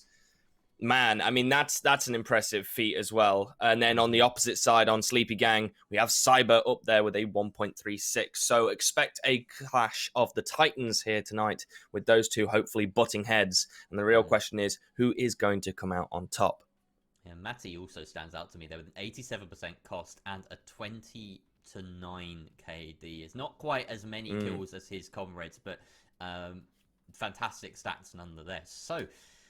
we can expect some big performances today from these two sides, and we're going to get into the map plans, I believe, fairly shortly. These are the auto bans, in case you're new here at the Badass University All-Stars. We run auto bans on the best of 1, which simply means that if a team has played a map the previous week, they don't get to play it the following week, so they go off the board straight away. Chalet and Oregon are those two off the board straight away, and Bank and Coastline, the first proper bans. 3 more maps remaining in the pool, and it will be Sleepygang to effectively pick the remaining map, which is going to be Clubhouse. A map that I don't believe we've seen either team play on this season just yet. Although, like I said, it is I believe IOM have played Clubhouse previously. Not this season, but yes. Not this season. Yeah, they've been there certainly before. I would be incredibly surprised if they haven't been there before, because they've been around for a while, and Clubhouse is such a mainstay of Siege.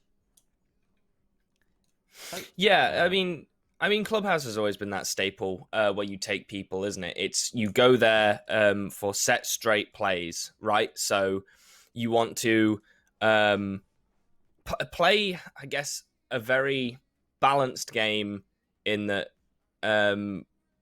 It's a tick list. We all know that Clubhouse is a tick list site, and you go there for really good organized games. However, we've had a history in Buell of those games going a little bit haywire, but they go haywire nonetheless. But that's all the more better for us because we love the entertainment side of things, and it makes for some awesome games and for some truly awesome clips as well.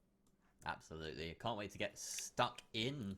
You see in that little fly through a tiny highlight of the most recent change, I suppose, to Clubhouse. So I didn't highlight that change specifically, but you could see the bar site now being bar stage makes it far more viable and potentially starts to creep into this sort of tier of gameplay. We certainly see it at the very top, and it's only a matter of time before teams start adjusting and picking up these strategies from the very best. Hibana and Thatcher are going to be our attacker bans for this map. Interesting to me that teams still will opt to ban hard breaches, considering the changes to the secondary hard breach gadget, which makes it certainly a lot more fruitful, especially when it comes to destroying hatches, which, as we all know, Hibana has been the queen of for quite some time. So seeing her banned now, a little bit more soft than usual, but she is still a very potent operator, and she operates with speed that no one else does. So without her, there will be a lot more sort of gradual pace to the attack. Kaid going as well. Certainly important when you have that Thatcher ban in play and Valkyrie off the board as well. Very standard bans all round, but we do see, for instance, a Mirror and I suppose Wamai being let through the ban phase. Yeah, I mean, I'm going to counterpoint you there with questioning the Hibana ban. The thing is with the Hibana ban is it's really difficult to get those pellets off the hatch because of how many that she has. Like, even with the new changes with the secondary hard breach, the secondary hard breach can still be countered very effectively and easily by impact tricking. And even though there is 2, there's still less of them that when compared to Hibana pellets, which is a big difference maker.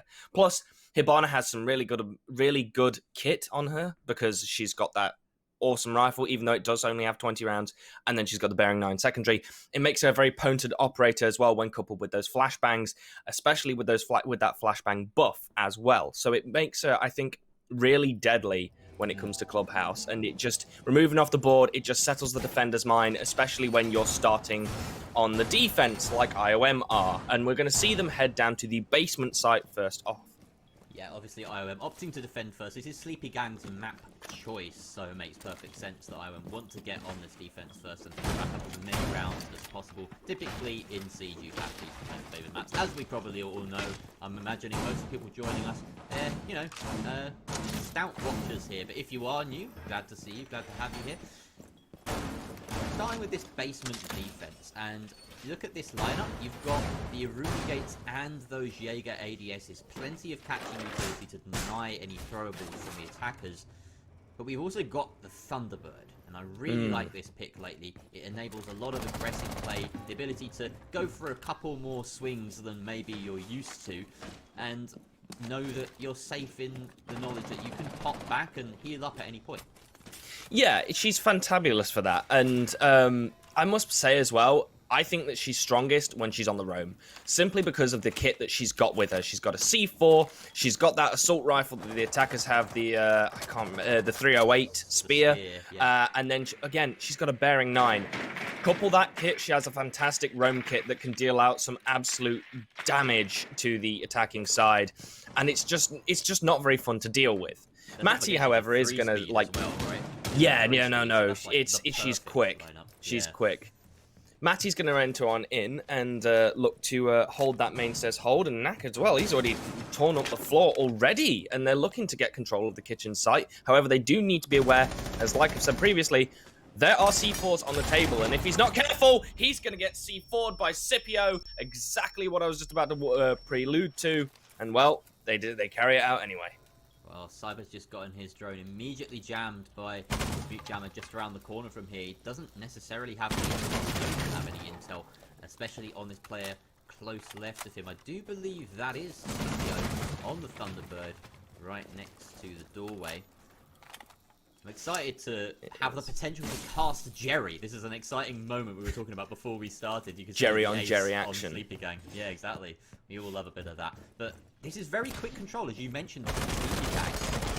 There's no messing around because there's no roam game from the side of IOM. They've chosen to go for a bunker hold, which you don't really see much of nowadays. Most teams opt for at least some sort of roam, making it more difficult for the attackers to actually press down onto the site. it just hasn't translated into kills, and that's what we see, though. Cyber does finally get a read on Scipio. Now he's entered the site. 2 to his name as he finds Deathly as well, and now he's in cover. He has time to think about his next move. Benji, DJ7, suddenly they have their backs to the wall. They're taking flat from multiple directions. DJ7 and Benji decide to take him on, but again, Cyber just deals the hurt from range, downing the Aruni. Now it's all on these two defenders. DJ7 opening up a rotate here, sightline to contest the Twitch, but Cyber is close by. Doesn't know that he's down one. Rose does scoop up Syrup, but Jerry's managed to dip in and start trying for a plant. He does fall off it, however. Cyber with a triple on the round. He's already down Benji as well. He could get an ace in this first round. Rose hiding behind the bar does pop up and deny that ace. 1 versus 2, but it's a post plant now, Warden. Yes, and this is going to be very difficult for Rose to pull off, especially with a Nomad still on the table as well, with a flashbang in hand, as we all know the effectiveness of those flashbangs. Jerry as well with a Claymore as well, but I don't think it will come down to that sort of play. Rose has got all to do here. They are going to find Jerry, and Rose will find the triple kill. Now Matty is up above and hopefully going to deny the plant from up there. Rose is on low HP and Matty is on full, so it's going to be very difficult, and, well, Rose has got to go for it now because they only have a few seconds left. They are going to stick that defuse. They're going to throw the flash down. I don't know if it's going to stick it. He is, but Matty, well, they're going to find that head and swiftly remove it from Rose's shoulders. Fantastic work by Cyber to create that opening in the round. 4 kills and a very close one in the end, but ultimately great control by Matty, playing the objective perfectly. Sure, Jerry, down there alone, stuck down the diffuser, so no real route back up. Fought bravely, lost the gunfight 1v1, but Matty was the one to see it out. Very solid stuff there from Sleepygang. Despite losing a body early on, the time that they gained just by not having to deal with any roam presence from IOM really bought them the win in the end there. So much time afforded to Cyber to just slip in and pick apart IOM very gradually and very meticulously. Yeah, it was, and I feel like IOM need to really kind of gas themselves up a bit. That looked very stale and very stagnant. They were very, I will hold this position, I don't really want to move. Yes, they got that early pick with a C4 from Scipio, but there wasn't, even though they got that, they couldn't really do anything with it. They couldn't convert it anymore because they're all just sat on site, just waiting to get pushed. And as soon as Cyber broke in entry, he found those 2 free picks, and well, that's when the favor was, that's when it was completely turned on its head, and they couldn't do anything more about it. And it's really hard to get yourself out of that situation, especially when you lose 2 bodies like that so fast after that initial entry. So we need to see IOM be more reactive in this round to what Sleepygang are doing, and they need to have some kind of roam presence as well, because it was just way too stagnant, and I think they are looking to correct that already. And we're gonna have a team kill come out from Jerry onto Cyber? Did they have a disagreement or something? I don't know, but I think it's probably accidental because they were trying to pre-fire maybe the CCTV wall. Yeah. But that's really unfortunate start for Sleepygang. They've just completely thrown the advantage to IOM there. They did ask whether it was a skin issue or not, but you can see, I mean, it's either on the Twitch again, so certainly not an issue there. This soft wall, I am puzzled by it, to be honest, because it is going to buy Sleepygang a little bit of time, and once again they find themselves down a man, but it's still gonna, you need to. It didn't stop them last time, is what I'm trying to say. They were down a man last time and they still managed to pull it back. Obviously a lot of that was doing hard to Cyber, but it just seemed weird that you'd reinforce that one wall and not the second. I mean, obviously... I think they ran out of time for it. Yeah, I think that's what the whole spray through was for. I think that's who got caught out, but... that makes sense, you're right, yeah. Definitely trying not to get caught out, though. No, he's got this full setup, though, in cash. This is well defended, and they've got 2 new cameras denying red wall, but as you can see, the Selma charge opening up the server wall itself does put Deathly in a bit of a tricky spot. He has this Go-Yo shield to work with and the open soft wall into construction that allows the teammates to provide a bit of crossfire, but you can see he's coming under quite a lot of flak right here. He is, and he's definitely fighting like hell. Rose looks to move in to try and support him, but will get knocked down by Knackers. Deathly now manages to find one trade back onto Syrup, making it a 4 versus 3. Deathly's been doing some really good work here. He's really dug himself in like a tick and is refusing to budge from Cash, making them fight every inch. However, the flashbang does come out and blind him, but he manages to find it anyway. But Jerry with a quick trade back makes it a 3 versus 2 now, and they now look to get entry. An entry they will as they find a second on the as Jerry manages to find a second. You have no idea how disconcerting it is constantly having my name shoutcasted at me. But 2 versus 2, and Jerry is one of the ones on the board, so I'm just going to have to deal with it as they push in through bedroom, sorry. They are stacking up as a pair. They want to play for the refrag. Jerry, in fact, going for an early plant. The C4 will sail out, and Jerry tries to stick it to his demise. DJ7 claiming that one down. Matty in a horrible crossfire situation. The foot level hole's working against him. He needs to get in close, but maybe the shotgun will work against him as well. The pistol comes out, takes a chunk out of the back of DJ7, but Scipio is there, pushes on into the bathroom, or the master bedroom. Not the bathroom, Jerry. You've said that twice now, and cleans up the round for Sleepygang. Don't worry, mate. We're still warming up. We're still warming up. But damn, am I impressed by that hole by Deathly. He did wonders in cash. That was really difficult for Sleepygang to uproot him there. And he made them pay every single way. But once they managed to get rid of him, they found that entry in and then they broke through. It looked a bit sketchy there, but DJ7 with that wonderful C4 did manage to deny the plant. And it was game over from there, really. Because Nomad alone in a 1 versus 2, it's tricky when there's not much time left and you're in that position.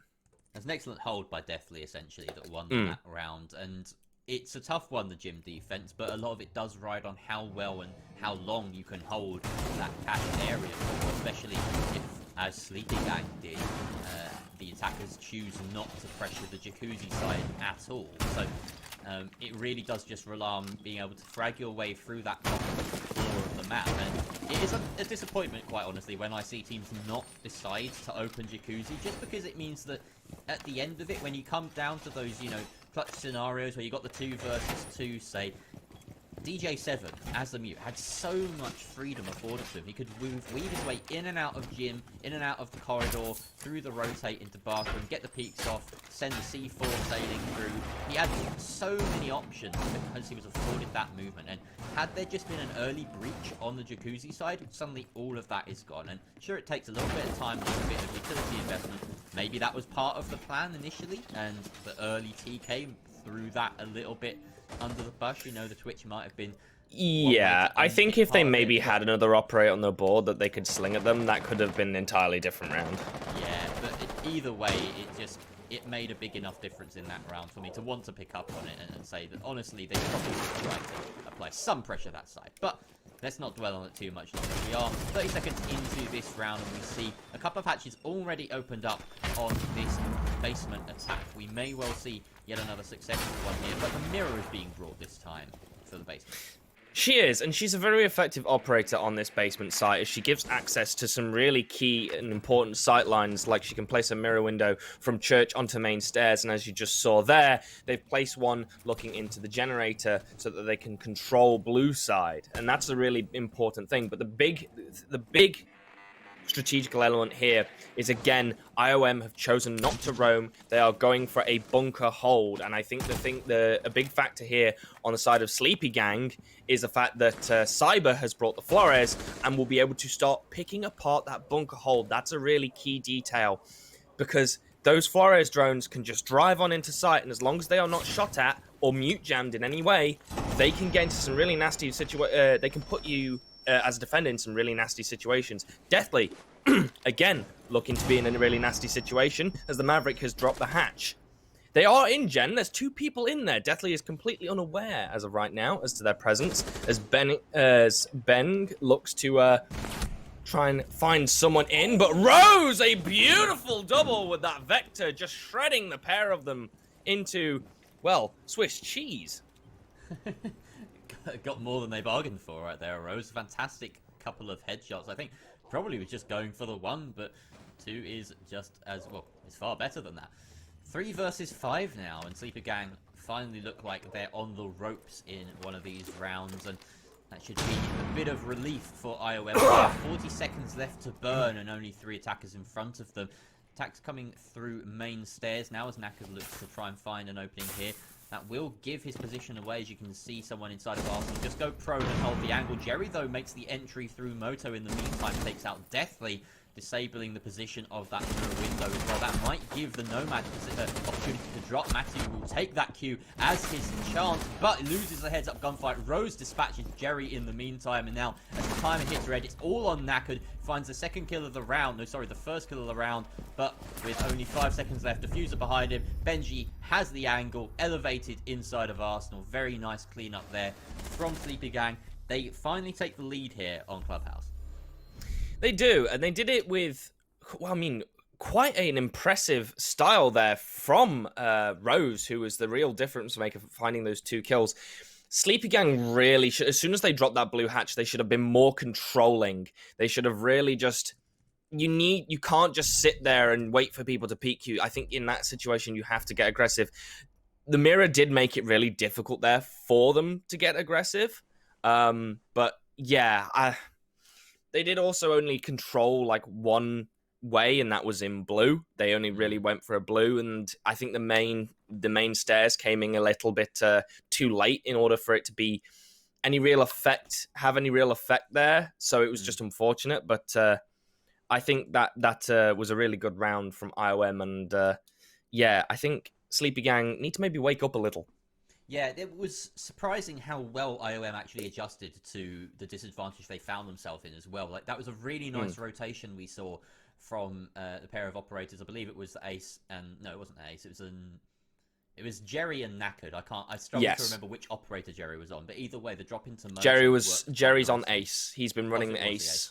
Yes. Fair enough. So yeah, the drop into Moto did exactly what it needed to. It disabled that mirror position, and then you could see the Nomad of Matty just drop in and try and take the fight into Arsenal. It was unfortunate to lose it, to be quite honest. And had he won that, then suddenly the round is wide open, but just misplaced a couple of shots, and then we didn't get to see it exactly, but we then see Jerry fall as well, and it's suddenly up to Knackered. I feel like if the Nomad lands those shots, you're in a 3 versus 3 with basically nearly full control of Church and probably enough time to plant if you get rid of the final player behind the bar. So certainly a winnable situation if that happens, but you know, Siege is full of these ifs and buts, and in that instance IOM, they clean it up on the defense. So we're into round 4, and for the first time this game, surprisingly, we're seeing Cash and Server come out. It was odd to see Jim come through, particularly without the mirror being brought. Quite often you see a mirror go through the band face and you're like, oh, maybe we'll see a bit more Jim this game, because, you know, she's very strong there, holding various parts of the map, but not employed in their defense, yet it was still successful. And now we're up in Cash, and you expect to see this site a lot more, like typically. Yeah, typically, but I think that's why IOM have chosen not to go for it first, because typically almost every single team that really plays competitive Siege will always go to this site first. They picked basement first, and then they went to a gym, and I think the whole idea of that is to try and throw Sleepygang off, because it's such a stable meta in Clubhouse. You just insta-click server every single time, and if you take different if you take a different site, you can really throw people off with their operator pickup. Syrup's going to be able to get open that wall pretty quickly with that Maverick there, and well, they've now lost control of server, but they're going to be only holding it from the outside. It was very efficient, that, and very quick. DJ7 was, you know, bringing that bandit, expecting, oh, maybe I have the opportunity to bandit trick. No, you've got the Maverick through the ban phase. If you wanted to do that, then you had to make sure that you began ban the Maverick, but no, they banned the Barn instead. So there's always going to be that quick way of bypassing any sort of breach denial. We see an early pick there going the way of IOM. It's the Spear of Scipio taking out Knackered, so no more buck, and that reduces your ability to pressure from beneath, which is somewhat important when it comes to this site if you're choosing to do so, but you can certainly get by without it. But the man deficit and the lack of those hard breach charges or those throwables, I believe he was bringing stuns, yes, it looks like he was, It's going to make this hold from Deathly so much harder to pass, as he's got multiple forms of protection. It does take out Jerry. In fact, no, that's Scipio that claims the life of Jerry, and Cyber getting an entry onto Deathly using that breach, removing the Rafters player, but the response is there. Benji takes him out. Matty goes down now as well. It's all over the place here. There's action everywhere, and it's Scipio to clean things up. A very quick round coming through from IOM. It was just explosive. As soon as there was an entry, they responded immaculately.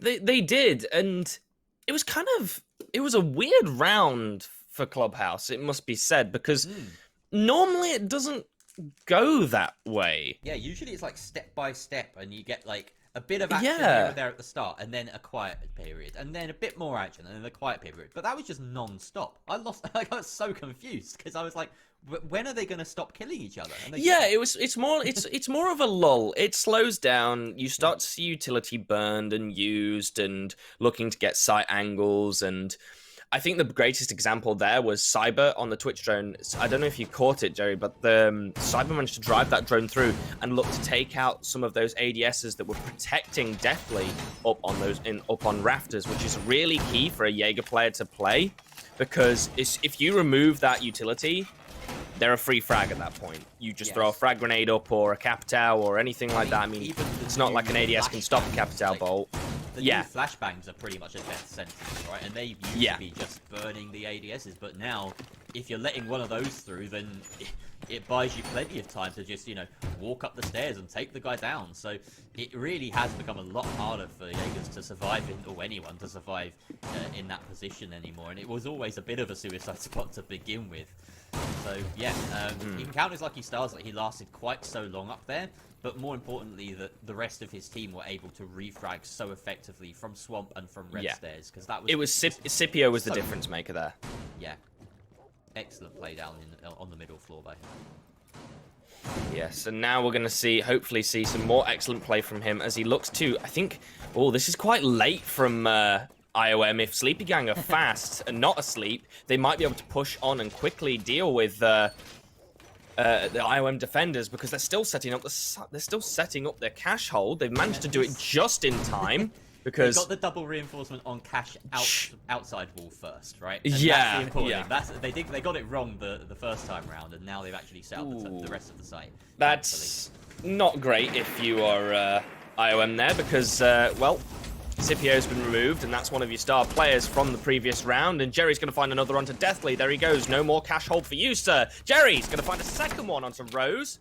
That's some fantastic opening picks from the side of Sleepygang, and now they are in firm control of this round. Go me. Yeah, you're doing really well, mate. Keep going. I'm amazing, aren't I? I can cast and play at the same time. Well, I wish I was that good. I absolutely cannot do that. Also, I'm somewhat jealous that this guy has got Jerry as the name. Like, I know I'm Jerry the Music Man. I couldn't even fit that whole moniker in the whole thing. But anyway, there's a game going on. Benji and DJ7 responding. They needed to do that because they were 2 versus 5, and they bring it back to 2 versus 3. But now DJ7 is all on his lonesome as Matthew gets that important refrag. Oh no, the Goyo shoot's going to hold him at bay for a moment. Swings onto the window. Knacker's there, holding it like a good buck while Jerry tries to get that diffuser down. This time he has ample protection, and around goes the way of Sleepygang, which they definitely needed, closing the gap somewhat here. 3-2 the scoreline. Yeah, and I think the big difference maker there was IOM ran out of time in their prep phase. They needed to be quicker. They needed to have that done. There was people that were in off positions, and they got into their positions just a little bit too late. And I think one of the key factors there is when you arrive at something late, you're still a bit flustered and you're not really kind of cemented in your mind about what you want to do. And you can be picked off quite easily by someone just walking in or just doing something you're not expecting, because you think, I've got a little bit of time. Nope, they're in your face and they've got you. I think the unfortunate pick there was Rose, who was taken down by by the Maverick through, I believe, from Jacuzzi, because that's where Maverick was torching. I think they got a little torch hole and then a pick from there. Yeah, but after that, it was just really unfortunate because Deathly was just still kind of fumbling around in cash and just got unluckily picked off. And then another kill came through from Jerry, and well, that's it. You're in a 2 versus 5 then. What are you going to do? It's just that's just unlucky at that point. It's just, well, it's not unlucky. It's just carelessness mixed with luck, really. Perhaps. Yeah. Down to it's one of those things that this is honestly these players, their experience, they know Clubhouse, but just getting that team cohesion, knowing exactly who's doing what in setup phase, so that you have that time to make sure that you've got someone to hop on cams at the very start, because really that's probably what killed them, right? Is a lack of the intel at the very start to see exactly where those players are coming from. If anyone gets a read on that Maverick going to Jacuzzi, which is fairly easy to do at the start, you've got a lot of external cams that can find that intel straight away. You know, even if they get shot out, that is intel in itself. Then that life is spared, but unfortunately doesn't work out that way. These have been some very quick rounds, and I don't think we're going to be letting up anytime soon, Warden, as we can already see Cyber, making his way into Dirt Tunnel, looking. Look, Jerry, we've already got one of us in the game. We don't need a second caster in the game. That would be incredibly confusing, but hoping to replicate the success of that first round, perhaps. Knackered's also previously learned that previously learned the hard way that you don't want to stand on the wooden floors because you can get C4'd from them. He is going to use the tables to protect him from that C4 as he goes to rip up the floor again. This time, unfortunately, the C4 from the side of IOM does miss, and DJ7 is almost caught out by that shotgun from Buck, but he manages to escape with 50 HP, but that was really close for DJ. He's going to get away, but only just. And thankfully, with the Thunderbird on site, it will just be a couple of juices up from those Kona stations. He'll be back to full health. One of the benefits of her, of course, basically have a living hospital walking around. Oh my goodness, that is a freebie. Completely missed by Cyber. Scipio, how do you get away with that? I know. Benji is saying, you owe me one right now, Scipio. That was absolutely a situation where we should be seeing a 5 versus 4 in favor of Sleepygang, but instead it's the other way around, and now Sleepygang on the back foot, and Jerry looking to try and take up the mantle of Cyber and get this dirt entry that they clearly are prioritizing on these basement takes. Kitchen hatch is open, as is bar stock hatch, and that will provide some other entryways, but they need a pick and they need a bar. There it is. Well, there's your pick. And there's a second from Jerry as well, just really doing well today on that support role. But, okay, that's not good. It's now just Rose left in a 1 versus 4, and he's got it all to do. He is going to find one onto Matty. There goes the Nomad, but he isn't going to be able to find anything else because Syrup is going to play the hatch above him on Moto and swiftly remove his head from those shoulders. And, oh, man, that fell apart quick. It really did. Damn. I mean, my question was, can the support do the job of the entry? Absolutely it can. Jerry, my man, wear that name with pride. And you could see as well, the big oh no that I let out in the middle of that was just, I can't quite recall who it was, but someone swinging the main stairs close to try and take out the Nomad and immediately hitting the air jab and just being mopped up. That took it down to a 1 versus 4. From that position, it's basically unwinnable. So it completely fell apart for Sleepygang there, and IOM, they are counting their lucky stars here because they missed an opportunity to get the entry frag in that round. They really should have had that under their control, and somehow they steal it from Sleepygang. They gather a 3rd attacking round before the split. That is huge on Clubhouse. It is, and it's a tie game, as you can see, and that's, I would say, it's a... Sorry, that was... What am I talking about? I think this is the 3rd time now this game that I've got my team names mixed up. Sleepygang are the ones that won that round, and they're the ones that got the 3-3. I didn't catch that, but anyway, 3-3 for Clubhouse is kind of it's always a weird scoreline for Clubhouse because with the changes that have been made for Clubhouse, it's either defender or attacker because I've noticed that attack can be it's not as hard as it used to be on Clubhouse. People are so used to Clubhouse by now. They know how to attack it. They know what they need to do. Like I said, it's that checklist. And I think and with the changes, it's become slowly more attacker-sided. And normally you will see a 4-2 scoreline, but now we've got a 3-3. And I think the biggest key factor to that 3-3 is the fact that IOM had no roam game every single time they went to basement, and they lost it twice. Because they just couldn't defend it. Yeah, it was often a matter of time as well, with Sleepygang just given so much of it. to do with what they like. And well, we can see this time as well, like you say, there's just no roam presence here, and it's a real problem, because it does mean that IOM, they can enter very quickly. I'm completely wrong. Look at this. There is some roam presence. There is some roam presence. Knackered has sneaked up secret stairs and gone all the way to the top floor. So that is something that IOM will have to deal with. Does look like he's being caught on a drone, potentially, but it's not going to distract IOM too soon. They are quite far from him, and they want to be focusing on this kitchen take, which could be problematic with the Jaeger directly above you. So we can see Rose should be being droned in. No, they're sending the drones down. I think it must be. I don't think they know. I don't think they know either, but what must be said as well is the fact that IOM's take is a hell of a lot slower than Sleepygang's. It's not as quick, it's not been as confident, and well, this is actually going to come back to bite them, because Knackered, he is on those stairs and he is in the position to make a play. He can push down those main stairs. However, he is trapped up there because of those track stingers deployed by Gridlock holding him on the stairs. He doesn't want to give away his position just yet. There's still some infighting going on around the edges of the site as Deathly and DJ are looking to push dirt, but Cyber is making it difficult for them. And speaking of Cyber, he is going to down Deathly, and Deathly is going to lose his life to him as well. There's going to be no trade to come out either thus far. However, I believe there is a nade primed, and there it is. DJ manages to find it anyway. Knackered is still roaming up top and still causing, well, not as much as a havoc as he needs to, really, but I don't think he needs to do it because the sight lines are good from Sleepygang, and there is only 30 seconds left on that clock now for IOM, and they really have to find something here, or this is going in Sleepygang's favor. Out, but DA7 is the one with the fuser inside of dirt. If he can be stopped, then that might put a problem in their works. Oh, goodness me, he does get taken down. Scipio, though, finding Jerry and Rose taking out Sir, it means it's all up to Knackered, who has finally made his way back to the site, but his position now known. Rose taking up the mantle of that diffuser, trying to set it deep inside of Arsenal. The Jaeger can try and contest, but he has to cross the sight line of Scipio, who will tear him asunder with that spear from range. Rocking it on defense as the Thunderbird, and now transferring over to the Thinker. Doesn't miss a beat. Scipio holds that one down. IOM gather their first attack. That was a lot slower from IOM, and I wouldn't say it wasn't as confident. I think the big difference maker there was that Knackered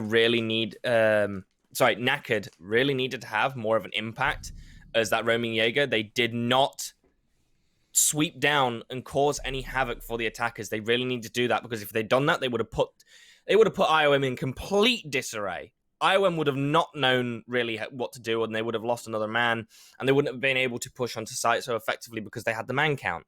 They were able to find those picks, and then they had the numbers, and then they had the cover, and Knackered really did waste that opportunity there. They could have had so much more impact, and I think even if they made their presence known on the main stairs, it would have caused a bit more of a stir and reaction from IOM, enough to actually for it to mean something, right?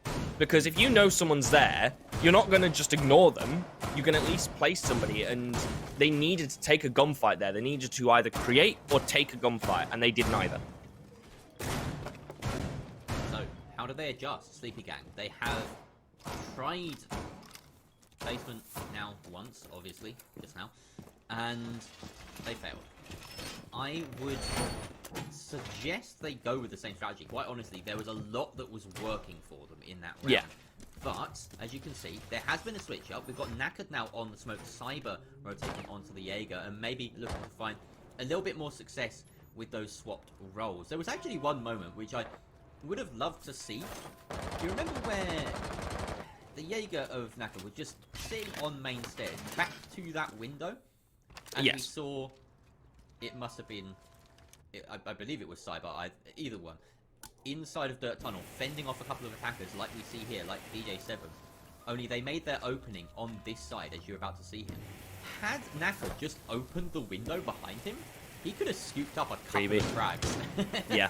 Like, it would have been an absolute freebie. And the intel was there. Like, the smoke could have sent that to him. So, just a tiny bit more coordination, and that is a basically very early pick. C4. The sightline is a tough one, but it's still possible, and it's not something that they would have been expecting. I don't think they even knew on the main stairs at that point either. So maybe a missed opportunity that they'll look back at this role and say, hey, that's something we can do in future. But you can see Cyber occupying a slightly different piece of ground here this time round. He's also got Syrup in tow, so a little bit of a dual drone here. A pair of them looking to play off each other. And they're occupying this middle floor. Cyber taking a peek out towards that kitchen window, but for the moment, no one there. First toxic gas cannon swapped out from Naked. He's going to get very aggressive and take out Deathly with the SMG-11. Early kill going the way of Sleepygang on this event. Yeah, Deathly's having a bit of a... He's really struggling this game because he's going, well, 2-8. He's not having the best of, and we haven't heard much from him since his defense in cash. Cyber is going to find another one, and that's going to be Rose off the board as well. So now it's a 3 versus 5 for IOM, with Sleepygang firmly in the driving seat, and Scipio is going to look to make his way down the main stairs there, as well as DJ is going to still try this dirt push to take down Knackered, but he's not going to be able to do because the 590 is going to be able to win that engagement, and that is also Diffuser down with a minute left, and guess who's in that dirt tunnel? It's the Smoke, so they can play those gas canisters. Syrup is going to find Scipio, and then Cyber's going to clean house with the final kill, shutting down any hopes of that round for IOM, and that was a lot more surgical from Sleepygang there and worked out very well. Beautiful, and a flawless round if I'm not mistaken. There we go, confirmation from the replay.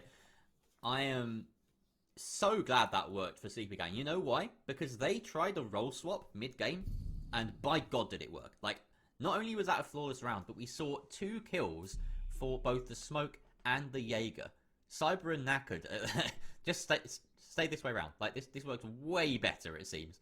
And yeah, they're going to keep those roles as they move up to Jim instead now. Jerry flashing the Tachanka. Very nice 6-pick there, if you ask me, because he's managed to suggest that it will be a cash defense instead of the mirror, making sure that they have all of the strength that they need to hold on to the various parts of the map. However, we do see a response. The 6-pick to Twitch is perfect to counter the mirror. Something that was quite funny in the first half was that we didn't see a mirror the first 2 rounds, but Cyber hard stuck Twitch, and then the first round that IOM brought a mirror for basement defense, suddenly Cyber went over to Flores instead. Yeah, that was quite funny to me, and it actually ended up being somewhat determinative. Those mirror windows were quite strong and quite potent, and they had no way of dealing with them, did Sleepygang on their attack. So hopefully they can use that weapon against IOM. Yeah, and IOM are going to set up... Well, sorry. Sleepygang are going to set up for a similar hold to IOM in that they're going to hold cash, and they're going to hold it quite firmly here by the looks of things, and quite decisively, because Knackered is going to be setting that shield up in red. We often see this from these players. They're still setting up, so again, if IOM are fast, they can maybe take advantage of this, but unfortunately, it looks like they're not going to be able to. Yeah, the setups from both these teams have been a little slow, I'm going to say, because if either team had been fast enough, they could have really caused some hurt the starting 30 seconds of the round, but unfortunately not. They've not been able to take advantage.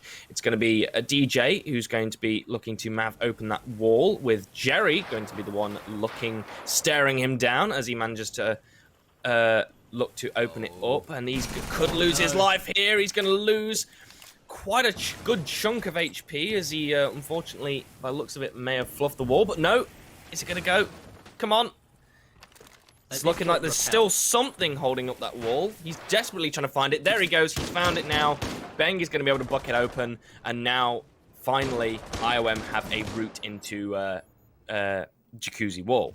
Look at the timer, though. That took them half a round. Way too long. A lot of bodies as well waiting on DJ7 to really nail that breach. And it's an important one, but it has cost them a lot. And still a full roster of defenders in front of them to have to deal with. Only now are they beginning to drone out of sight and find these potential bodies that they can pick off. But really, there's a lot of utility in front of them they have to deal with too. A couple of players even in sneaky positions. You can see Knackered prone by the master bedroom door. He's unlikely to be discovered for the time being, and first kill will go the way of the defense. Syrup not being dealt with effectively, and Cyber taking out Deathly. A 3 versus 5 now. This is looking dire for Imperium of Madden. They have a couple of frags to send into Jerry, but it looks like he has protection from those ADSs and will even claim DJ7. This indicator is white, and that does mean it's not going to be lethal range from that second frag grenade.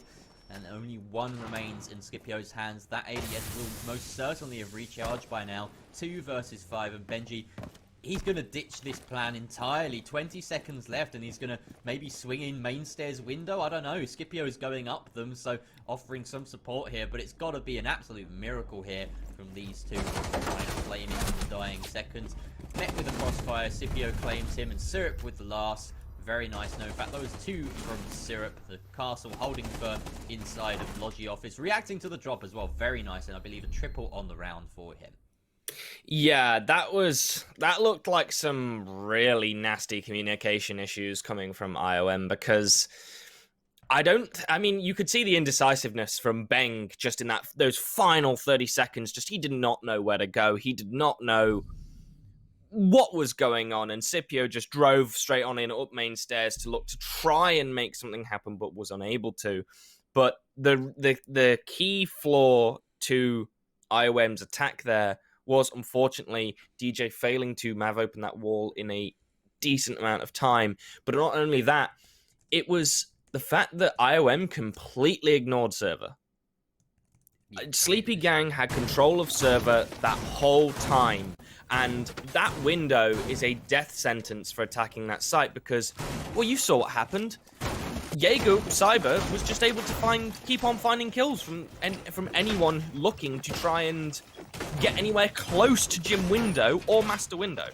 And that's why pretty much every team will extend towards the flash side, because that window just controls so much. Yeah. And it did force IOM into the situation where their last couple of attackers, or well, the ones that were smart enough not to step onto the highway, were forced into these really horrible engagements. They had to drop into Logi office, they had to push up main stairs, and really, you know, that entire side of the map, the construction side, again, it just functions as a place that Sleepygang can put their backs to, and they don't need to worry about their flanks at all.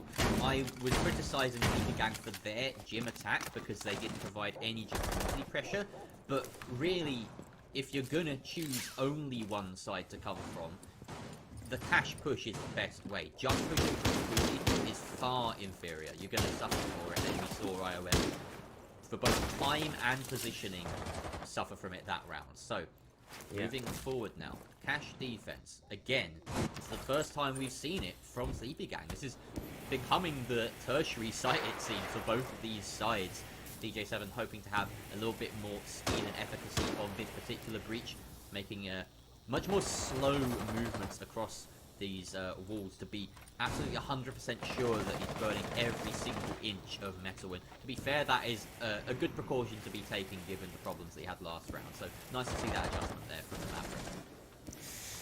You say that, he's still having a little bit of trouble with the wall. However, he has opened up this lovely angle for Deathly to play from. And there it goes. He has managed to successfully do it this time within, I would say, a good average amount of time. It could definitely be worse, but now IOM have got to get a shift on. Now they've got to find their first pick into this site, because otherwise this could easily go again towards Sleepygang.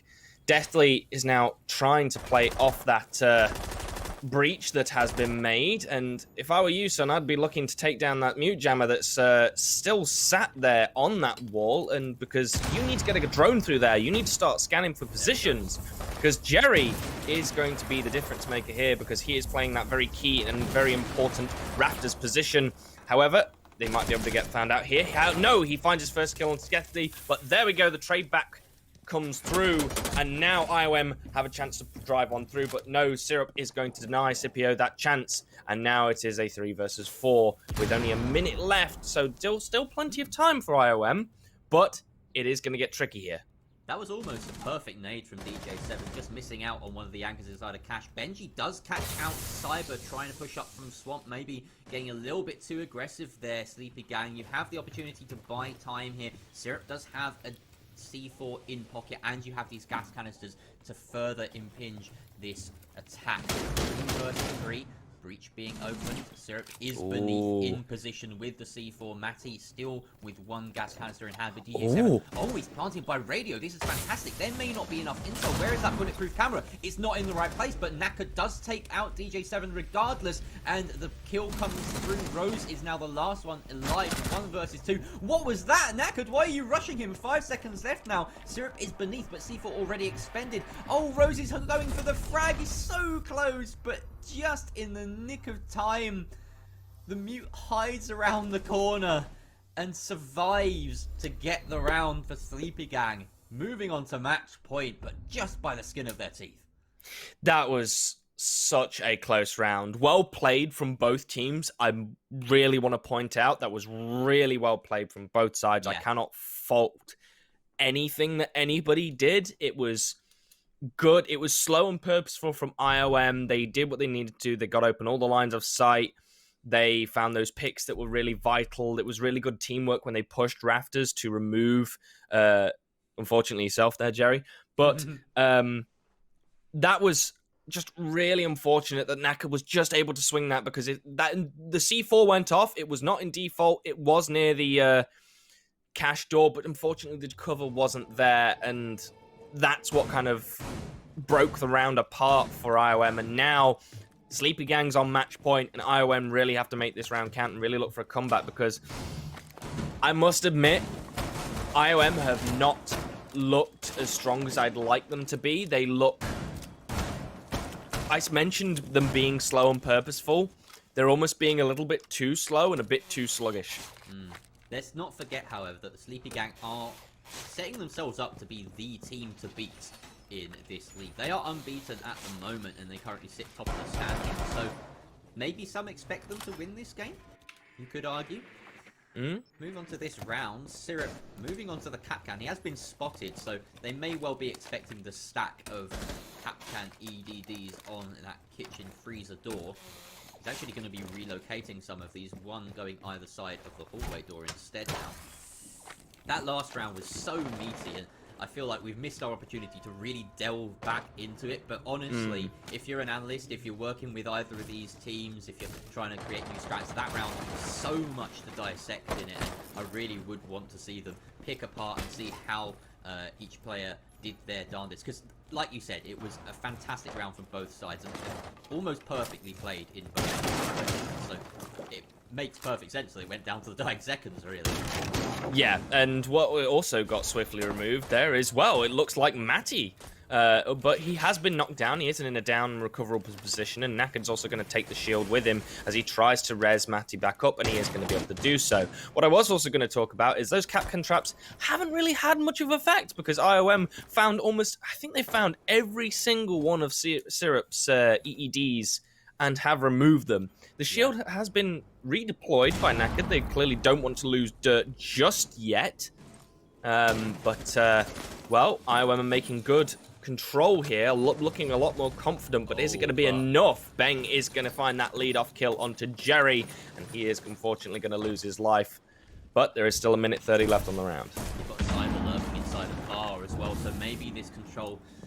I mean, they're kind of controlling as much as they need to. They've taken kitchen and they just want that. DJ7 finds Naked with the frag, and now they are wary of the position of Cyber, who's spraying and praying through each and every wall inside of bar, but he's going to flee for the time being. Scipio now turns his attention to the site, and the rest of IOM will follow suit. With a 2-man advantage, if you know that one is off site, you can begin your execute pretty swiftly. He's at 5 versus 2 down there. Cyber does recover his position, getting back to the site, but Rose catches the overflipping Syrup into Moto. Now it's all up to Cyber, who just walks away, takes out one, but can't seal the second. Now it's all up to Matty. The Hero Blade doesn't come good enough, and the Wamai will be felled. DJ7 secures that one, and we are going to see round 12 here, ladies and gents. 6-5 the scoreline. IOM want to force this to overtime. They really do. They looked like they weren't going to go down without a fight there. It looks like someone has just said, right, wake up, lads, it's time to play. Cyber could have been the real difference maker and could have really put an end to that round there from IOM, because that aggressive play through the smoke could have been huge. Unfortunately, it was not enough. He was quickly refragged. But it was a very valiant attempt from him, and Cyber's been doing really well this game, must be said. They've had a lot of notable plays for Sleepygang, and the one to point out as well, again, it has been a clash of the titans. It's been Scipio and Cyber really the whole way, the two highlight players of this match. I'm loving this match. I can see in it's our good, yeah. chat that our production staff, our observer, they're really digging this one as well. This is a proper battle between these two sides. I hope you're having as much fun as we are at home. We have now the final round of regulation. Will IOM force it to overtime, or will Sleepygang claim it in regulation? Only time. What's your bet? I mean, this game doesn't make me want to be a betting man, you know? Like, it's been so back and forth. I mean, let's look at it this way, okay? We're going to pick it apart. We've got a gym defense. Last time round, IOM desperately struggled with this, but they may have learned their lesson. They know that they're going to have to apply pressure to that cash side. If they don't, then they're building their own column. They need to make sure that they clean out this side so that that highway window is disabled as a peak opportunity for the defense, and then they can mount a multi-pronged attack if they choose so. They actually only have the one dedicated hard breacher, and really, you know, Maverick is...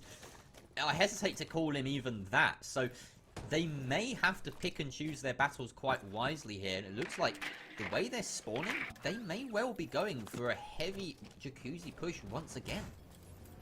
I mean, if they're quick enough and they full send it, they could overload poor old Jerry, who's currently in that toilet there.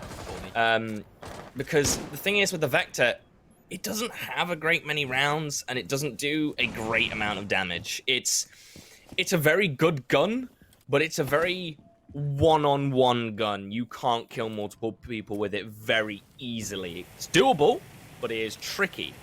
DJ is going to get to work on the wall, as we've seen multiple times, and hopefully his artwork is better than the previous rounds and a lot quicker. He does need to be a lot faster with this blowtorch, as it has, I think, cost IOM a lot of time in the previous rounds. There's something I want to pick up on about this setup, which is very unusual. Syrup, as the castle, has decided to put a castle barricade on the bathroom double door. That's effectively locked Jerry into bathroom. And that is important, because if you can pick off the Maverick before he's got the wall open, then you've completely locked off that side of the map. I mean, they may want to think about tearing down that castle barricade now, because that's diffuser down, though, in the middle of a mav hole. That's going to make it a bit of a hell to recover. I mean, that's the least of their problems. If they can get the diffuser back, I mean, they've managed to do that, but now they need to unseat this mirror, just because it's a good anchor position. Like, the mirror window itself isn't going to provide much. I mean, unless they get the push up through this hallway and try to take out Jim. But these castle barricades are going to be so problematic when they reach them. IOM have got a lot to do, and if they win this round, it will be a hero play. But here comes the hard breach charge. We forgot about that. They've only got one. They've only got one left, and they really need to make use of it now, because they're entering the final minute, and they're in a sort of good position, but it's not exactly a weak. It's a very weak position. It's not a firm. It is not a firm toehold. Well, like I said, it's a toehold. It's not a firm stronghold. The C4 is going to come out from Jerry. It is going to unfortunately miss any targets that he's trying to find with it. And we're going to enter the final 30 seconds now. And it's just been trading back and forth. Oh, he's going to find him! Oh my god, this could be huge. He's met with the castle barricade, though, and he's taken out by Knackered. What is going on? Rose takes out Cyber. Definitely is down in the process. Jerry finishes him off, and now it's all up to Rose. Down he goes. Benji in the 1 versus 3. Timer hits the red. Diffuser is in no man's land. This is undoable for the Buck. Knackered cleans it up. What a round. Sleepygang absolutely demolishing IOM on that hold, and a well-deserved win. But what a game, Ward.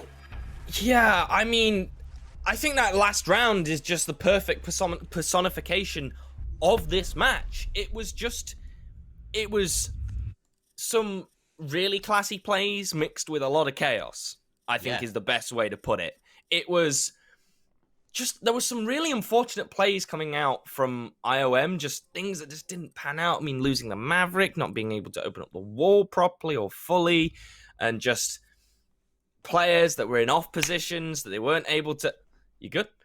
I got it. You got it? I got it. Ladies and gentlemen, he got him. I got it. But no, there was just some really just a real unfortunate plays from IOM that just didn't pan out and just some key mistakes. And I think the best way to describe IOM was that I think the team names were reversed. They were the Sleepygang today. They were. There was the worst part about that loss is that they're going to look back at that and they're going to say our gym attacks, they just ain't cutting the mustard, right? Like they twice in a row prioritized that jacuzzi wall take, and it went so wrong. Like both times, unfortunately, either took far too long or it was scuppered before it could even be finished, and it just meant that there was absolutely no safe entryway. Scipio trying to get up the stairs and make something happen, but then that castle barricade actually made a difference. It protected it did. Jerry. It was huge because it allowed Jerry to keep playing in that position because Scipio managed to, like entry on in, Scipio would have been the difference maker there if they got Jerry, but they couldn't find him because guess what? That castle barricade did its job and kept him safe, and it allowed Scipio then, allowed the other player in gym, I'm not sure who it was, I think it was the castle player that is, I think it was Syrup, that just managed to obviously swing back in and just remove Scipio's entry, and that just stalled out the whole thing. But I mean, what a game like that. That was, like I said, I feel like what I said about that final the cash defense, where there was so much that you could pour over and so many interesting sort of interactions and little bits of strategy and small tactics that came out here or there. It was a very nourishing game of Siege. I feel well fed, and I mean it's a privilege that we have yet another game in front of us, which we will be hopefully getting to after a fairly short break. But don't go far, because it is Ludens versus Team Alpha, the final game of the play week. So we'll see you after this short break. A mirror, and I suppose Wamai being let. So previously, there are C4s on the table, and if he's not careful, he's going to get C4 kills, and that's what we see though. Hyber does finally get a read on Scipio. Now he's entered the site. Finally get a read on Scipio. Now he's entered the site. 2 to his name as he finds death first round. Rose hiding behind the bar does pop up and deny that ace. Rose has got all to do here. They are going to find Jerry, and if it's going to stick it, he is. But Matty, well, they're going to find that head and swiftly remove it to correct that already. And we're going to have a team kill come out from Jerry onto Cyportin, but will get knocked down by Knackers. Deathly now manages to just come out and blind him, but he manages to find it anyway. But Jerry with a quick trade back. Makes it 3 versus 2 now, and they now look to get entry. And versus 2 now, and they now look to get entry. And entry they will as they find a second on the... and Jerry tries to stick it to his demise. DJ7 claiming that one down, Matty, in a chunk out of the back of DJ7, but Scipio is there, pushes on into the basket. Ben looks to try and find someone in. Take that Q as his chance, but loses the heads-up gunfight. Rose dispatches around, but with only 5 seconds left, diffuser behind him. Benji has the Jerry. In fact, no, that's Scipio who claims the life of Jerry, and Cyber getting it into death, using that breach, removing the Rafters player, but the response is there. Benji takes him out, Matt goes down now as well. It's all over the place here. There's action everywhere. It's players from the previous round, and Jerry's going to find another onto Deathly. There he goes. No more cash hold for you. The whole thing. But anyway, there's a game going on. Benji and DJ, they needed to do that because they were 2 versus 5, and they bring it back to 2 versus 3. But now, play for a moment, swings onto the window. Knacker's there, holding it like a good buck. That is freebie, completely missed by Cyber. Scipio had just really doing well today on that support role, but in a 1 versus 4, and he's got it all to do. He is going to find one onto Matty. There goes the Nomad, but he isn't going to be able to find anything else because Syrup is going to play the hatch above him on Moto. Of Cyber, he is going to down Deathly, and Deathly is going to lose his life. However, I believe there is a nade primed, and there it is. DJ manages to find it anyway. Out, but DJ7 is the one with the fuser inside of dirt. If he can be stopped, then that in there works. Oh goodness me, he does get taken down. Scipio though finds across the sightline of Scipio, who will tear him asunder with that spear from range. Still tried this dirt push to take down Knackered, but he's not going to be able to do because the 5-9 is going to be able to win. Guess who's in that dirt tunnel? It's the smoke, so they can play those gas canisters. Syrup is going to find Scipio, and then he's going to... And then Syrup not being dealt with effectively, and Cyber taking out Deathly, a 3 version from those ADSs, and will even claim DJ7. This offering some support here, but it's got to be an absolute miracle here from these two. Trying to flame in the dying seconds. Met with a crossfire, Scipio claims him, and Syrup with Key and very important Raptors position. However, they might be able to get found out here. Comes through, and now IOM have a chance to drive on through, but no, Syrup. Rose is now the last one alive. 1 versus 2. What was that? And that could please 5 versus 2 down there. So does cover his position. Gets the overflipping Syrup into Moto. Now all up the side, who just walks away, takes out 7. Secures that one, and we are going to see round 12 here. Double door. That's effectively locked Jerry into bathroom. Fine with it. And we're going to enter the final 30 seconds now, and it's just been... Takes out the side, but definitely is down in the process. Jerry finishes him off, and now 1 versus 3. Timer hits the red. Diffuser is in no man's land. This is undoable for the...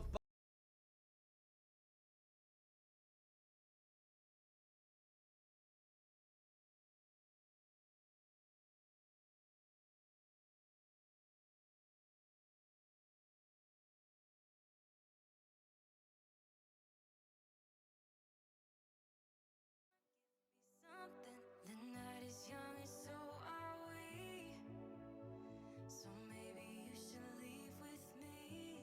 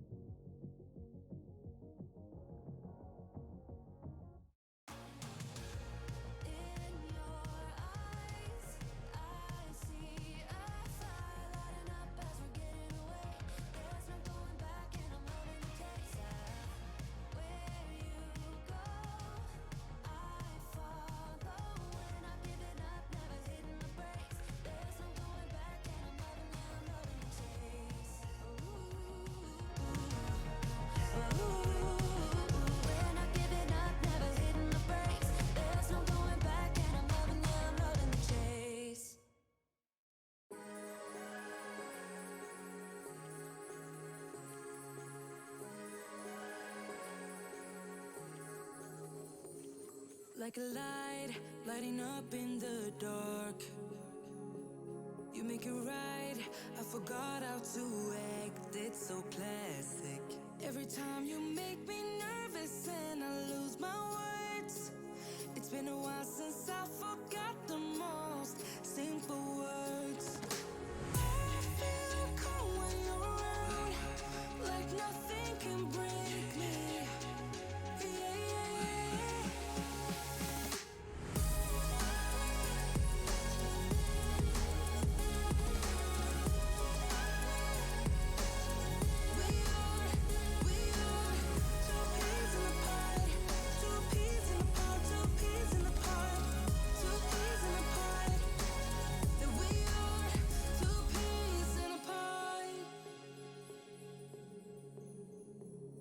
Now I know why it never worked out before. High low, it would always turn out bad, so bad. But every time we start a fight, we always stop in time. We both know how to be gentle, never cross the line.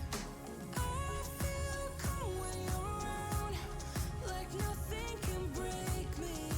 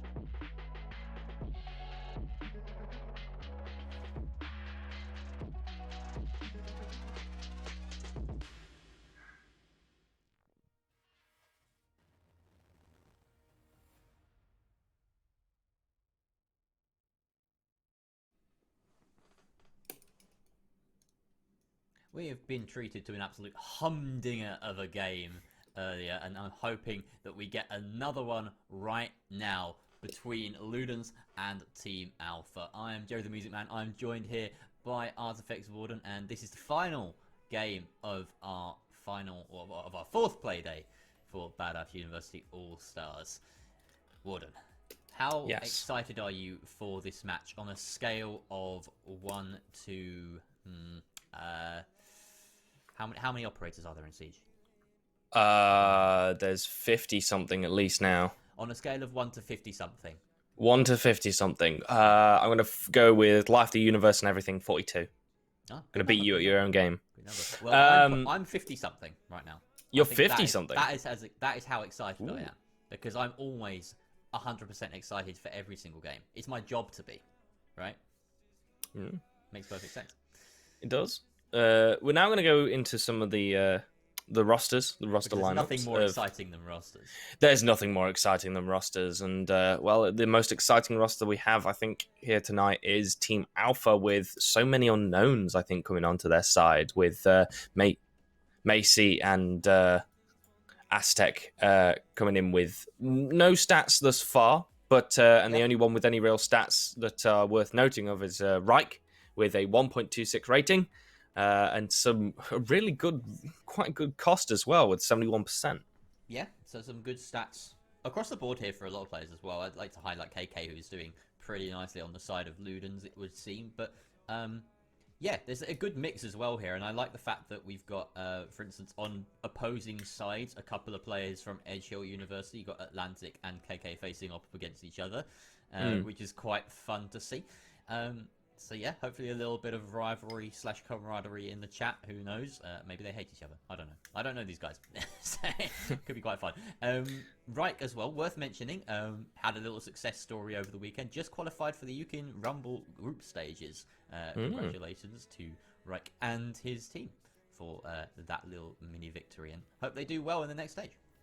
Yeah, wish him all the best, and well, let's hope he's going to use this game to warm up for that Rumble tonight, and show us really what he's capable of, and what he's got.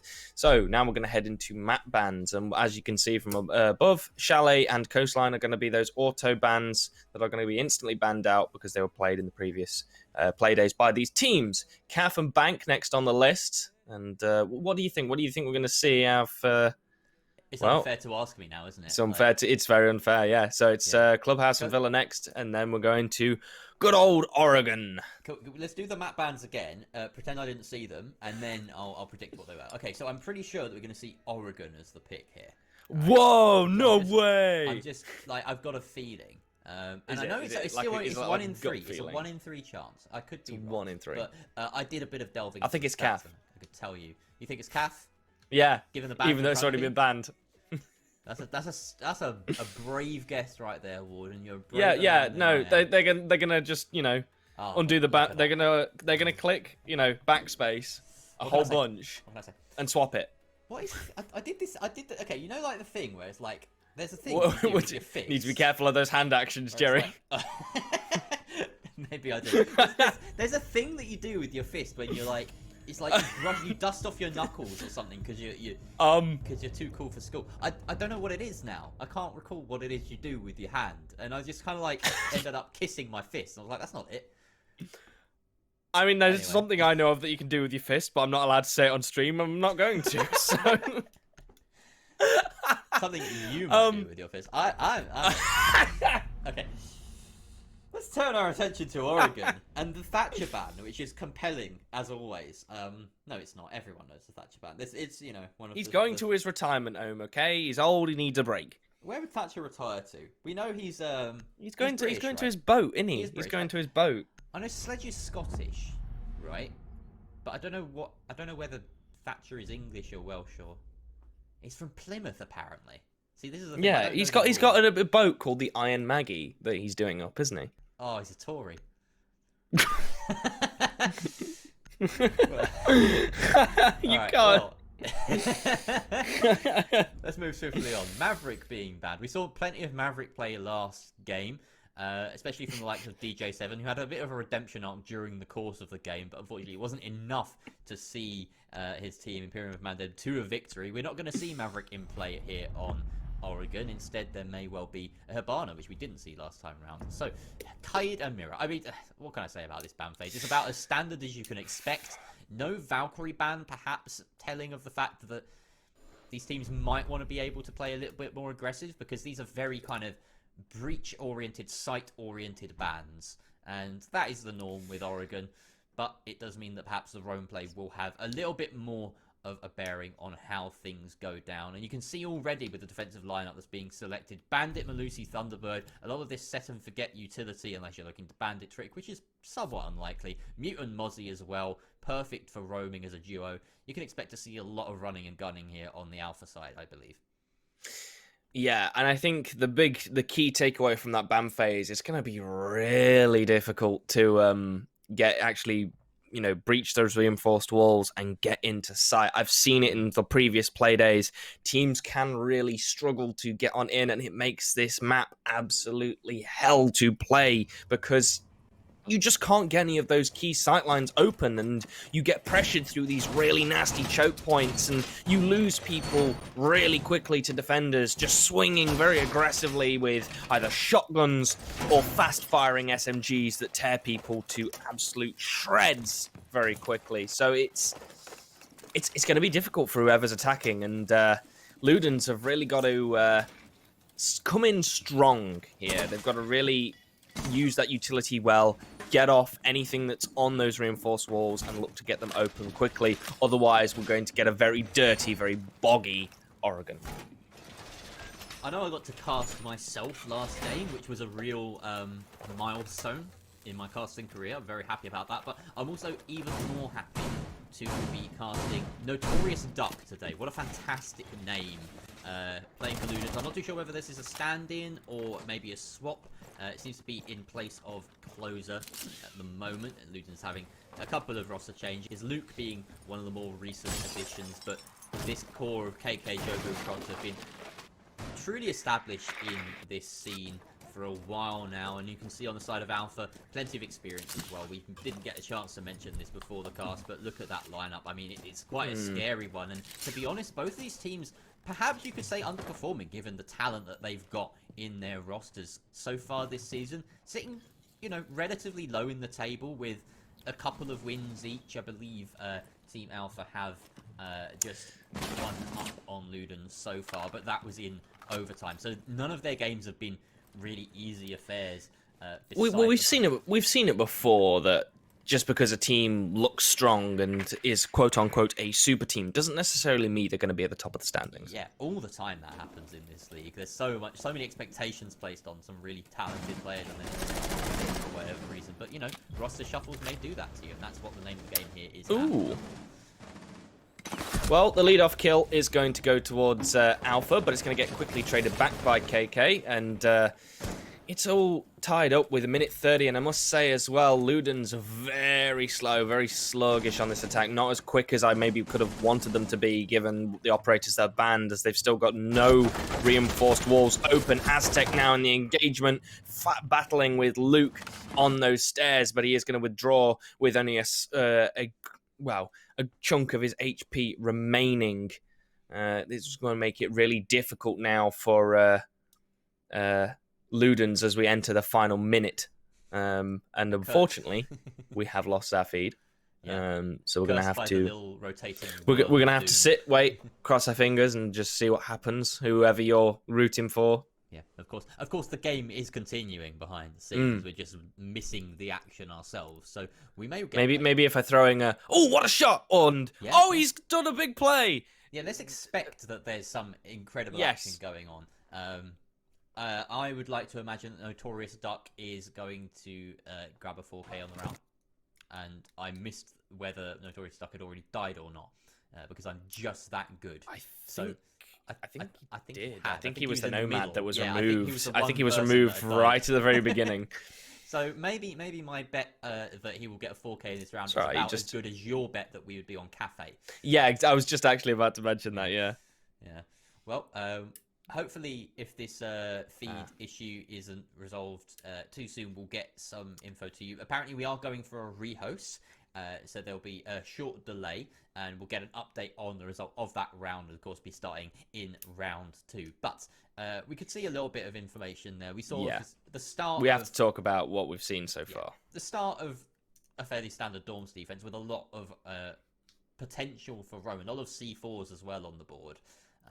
So it's it's difficult to say what was going to happen, but it looked very gunfighty. That's what I must say. It looked like the defenders from Alpha looked like they wanted to take gunfights and be quite proactive in holding those angles and making a really good kind of show of it, and really making Ludens question what they peak. And it gave a really good semblance that they're in control. They are running this map thus far, and they want to keep it that way, because the biggest one, Ludens are slow. They were so slow off the mark, and they got 1:30, and they hadn't even got any reinforcements and weren't even looking to be in a position to clear off any of the utility that's guarding those reinforcements. Yeah, well, you could see in the attack lineup, you mentioned it at the start, that it's going to be very difficult to clear these walls just by virtue of the bans. But they didn't do themselves any favors when it came to choosing that operator lineup. You could see really the only way to remove a mute jammer on or even bandit batteries on say the closet wall would have been to send a nade up from underneath as a sledge. And it was only sledge that could have brought nades on that lineup. And the other option maybe potentially sending a Twitch drone in, but you think about the fact that there's Mozzie pests and mute jammers around, it's going to be very difficult to slip a Twitch drone in anywhere, to be honest, with that kind of utility stacked against you. So yeah, it's understandable that they're struggling with that hard breach, and I would like to see potentially in future rounds them, opt to bring maybe an extra nade or two, or something that will help them to clear this utility in a smart and efficient way. Flores is a very good option. We've seen some teams utilize him as a means of getting rid of that pesky kind of mute jammer on a closet wall by doing some nice little drone parkour up through the classroom, getting it latched onto the He's ceiling. very strong right now as well. He's got 4 drones. He's got 4 drones. That's, I think, in my opinion, my personal opinion, it's one too many. I think it's also shared by some of the other comp players in the scene. That he really does need to have some, though, right? Like, yes, as a Flores main, I have not been able to actually pull off some of the tricky parkour that you can do with the drones. I mainly I get them down. I throw them down and I burn them as quickly as I can and as usefully as I can, because the way I see it is, they're extra drones. They're useful for gathering quick bits of information. Once you've gathered any information you can, set them down on a piece of utility, get rid of it. Yeah, that's normally that's normally how I try to play them and use them.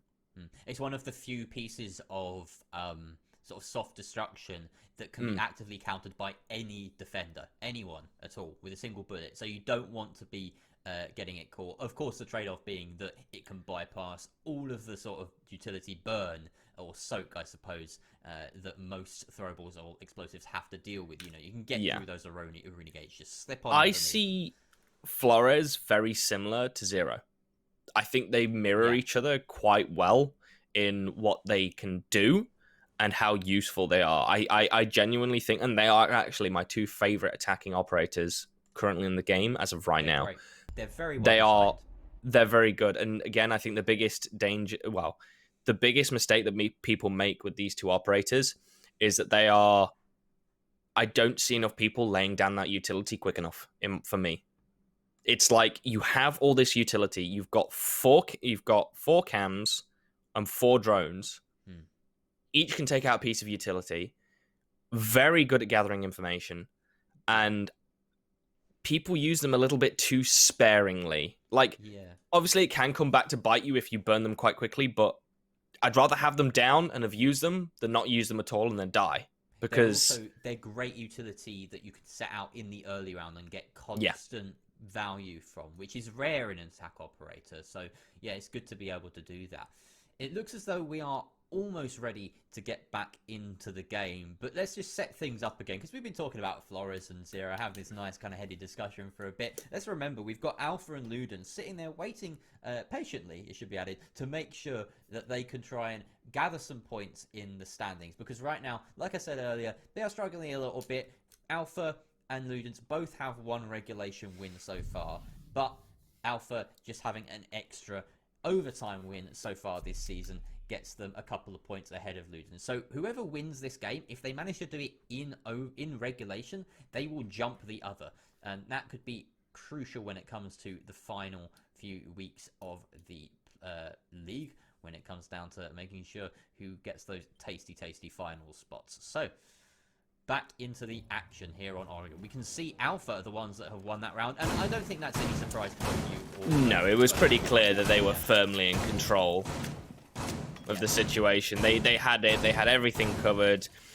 Ludens had lost quite a few attackers quite quickly to very aggressive angles. So it's really difficult to make that back. And again, they hadn't got enough utility off the walls, and the walls were still reinforced. So it's no surprise they managed to win it out. So they probably were forced through chokes and were just picked off one by one by the defenders of Alpha. And to be fair, it's what you expect as well at this point. You know, first defense goes the way of the defending side on Oregon. That's for par. What now we have to see is, can Alpha replicate that success down here? The basement site on Oregon has been progressively getting harder to defend, it would seem, over time as the meta's developed. And something that's definitely come a little bit more to the fore is the roam game on it, and making sure that you burn as much time as possible. Provide a bit of pressure. Don't let them get control of the meeting hatch in particular quite so early on, because that can be the real beachhead to mount your attack. And we can see Atlantic and Reich, well, they're providing exactly that kind of resistance right now. Reich falling back into Harry Potter, but Atlantic still present on that T2 area, as a lot of bodies from Ludens are being flooded into construction and tower itself. And also, I'd like to highlight as well, look what Ludens have brought to deal with some of this mass utility from Alpha. And oh my God, Atlantic, you should not have been able to get away with that. Ludens, how has that happened? That should not be allowed. You should have drawn that out. That's very sloppy play, as you just said. I mean, I was just about to... I'll go back to my original point before. We'll have to come back to that at the end of this round, because Dux finally brought the Flores. Notorious has brought that Flores, and it's going to be it's going to be key for actually clearing out this utility, which is an elbow, which is currently occupied by the smoke, and he's throwing out the smoke babes to make life as difficult as he can for Ludens. Ludens are going to get the trade back, as unfortunately Geobu is removed from the board there. Sorry, it's not Geobu, it's Reich. It's Geobu to remove them. However, they are currently being gassed out several times, and it's getting now a little bit wavy for Alpha, as they've lost 2 members into now of 3 versus 3 as we enter the final minute. So it's been a very weird basement, but Ludens are making it work regardless. There's a lot of wide swinging coming out through from Alpha, and they're letting up not an inch here, as Atlantic is the only one that's being successful with these swings for the defense this round at the very least. It seems Ludens had gotten a bit of a whiff of how Alpha wanted to defend this very aggressively, started holding a lot of angles, getting free picks, but eventually the onus is put onto them, and they can't quite deliver when it comes to the crunch. A couple of good kills to seal it out. A little bit of sloppiness at the start from Ludens. They really need to clean up those mistakes, but some good adjustments and promise for moving forward, I think, from the attacking side. But we do need to come back to that play from Atlantic, because Atlantic found 3 kills there, all off the back of I'm going to say poor drone work from Ludens, and maybe not great communication. There could be a communication issue there, because there is no way he should have been allowed to get away with any of what he did there. Any of it. And I think, in all fairness as well, Ludens did pretty well to actually get through bunker door, but a lot of work needs to change for Ludens, because that was poor and sloppy. Atlantic is wondering how he managed to get away with being up there. You can see him asking, when did Jaeger become a new Vigil? Just hiding in T2 shouldn't be allowed to go on drone. But even some shade being thrown towards that of their teammates. Yeah, I mean, this is the... I like this as well. This is what we pointed out just before the start. A couple of players on either side, both hailing from Edge Hill University. There's a nice bit of camaraderie, a nice bit of rivalry coming through. You love to see it. And what you also love to see, if you're me and not Grace, is a kitchen dining defense, not a kitchen meeting defense. Grace, I like this defense. Yes, I know. I think it's a better side. There's definitely a lot on this hill. There is a lot of there is a lot to be argued for the other side, because there are some teams that can defend the other side very well. But I will concur with you in that I think this site is the better of the tertiary sites. You're not just saying that because you're with me, right? No, I'm not just saying that. I just think that in general. I think the biggest difference is what you're able to defend as a defender. Really, you can hold showers and you can hold a really key entryway. Not only that, you can play upstairs in kids. You can have full control of that, and then you've just got, in my opinion, you've got so much more control of the map as a defender with that site than you do with the other one. It narrows it a bit, I think, there. And speaking of the defenders, Macy is going to put a few test shots downrange as Ludens look to take Big Tower. The control and look to actually make an entryway into sight. He's fortunately been lucky and lost quite a bit of HP for the test shots, but he is still alive with his life, so that's something going for him. Meeting control established here by Ludens as well. As you can see, they're slipping through. Nobody really controlling that side of the map on the defense, so they can start to try and get a breach off, but there is a mute jammer denying that double wall by split. Everyone on Ludens very stacked towards it, and Alpha, boy do they know it. First Selma charge will go out, and of course the radius of that mute jammer now no longer prevents a high breach, so that will allow a frag to sail in, remove the mute jammer, and then you can get a breach proper ready for looking in, establishing a plant position. But vertical control is a factor. From kids, you can have an angle that looks down. Is he gonna get it? Oh, just does clear the mute jammer. All the Selvas go out now to form a breach to try and get this attack going. They have a player inside of lobby as well as Nick, but look at this, Ludens. They bait out that aggression, holding those angles like we said they could, and they are rewarded for their patience with some frags, some tasty ones at that. Aztec now has a lot on his plate as he has to make this flank work, but it looks like he was spotted by that drone, using it out.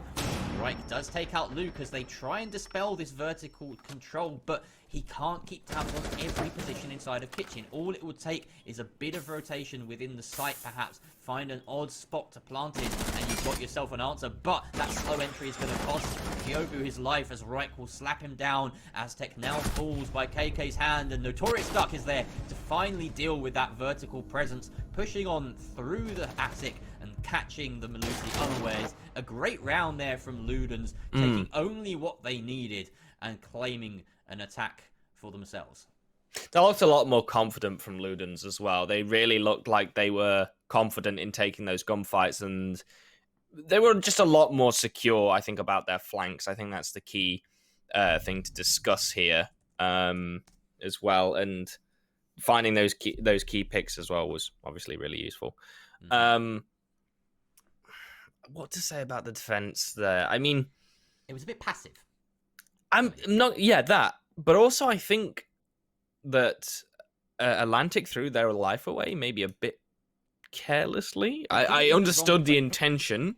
It was passive. Driving on through with that shotgun. Yeah, but yeah, it's. I think they drove through a little bit too quickly. I think they could have played a little bit more with the angles and just straight up rushing with that Evo.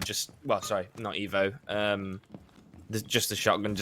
Maybe just wasn't right play at the right time. It was a good gambit, but unfortunately, it just didn't pay off. I feel like there was a point where it was 5 versus 5. The breaches were coming through, and Alpha all peaked at the same time, but different engagements. They all peaked into the angles that were being held by Ludens. And honestly, like, Ludens have read into the playstyle of Alpha quite well. They know that Alpha want to swing these angles, especially on the primary sites. They're going to be a lot more aggressive, these defenders.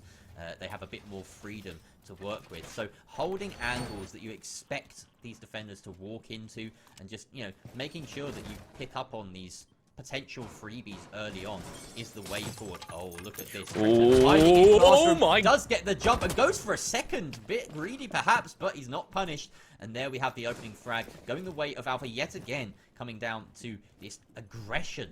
I was going to say, that's just a perfect example of what you were talking about with that aggression. It was just, it was so just ballsy. It's just a straight up word to say. It's just like, you know what? I'm going to go for this. I'm going to swim. I don't care. I'm going to throw myself at you and just see what happens. And oftentimes when someone does throw yourself like that with you, with just like a Hail Mary toss, you kind of just stunned in like, oh, he's in front of me. What do I do?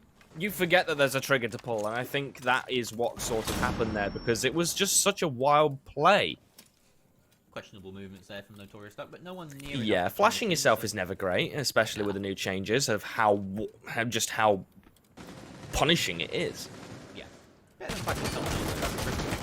Luke is going to jump in this window at some point soon. He's got the DMR. I was going to say, 417 as well. Yeah. Oh, wow. That's a nice swing. Macy. Can't do that. He had a family.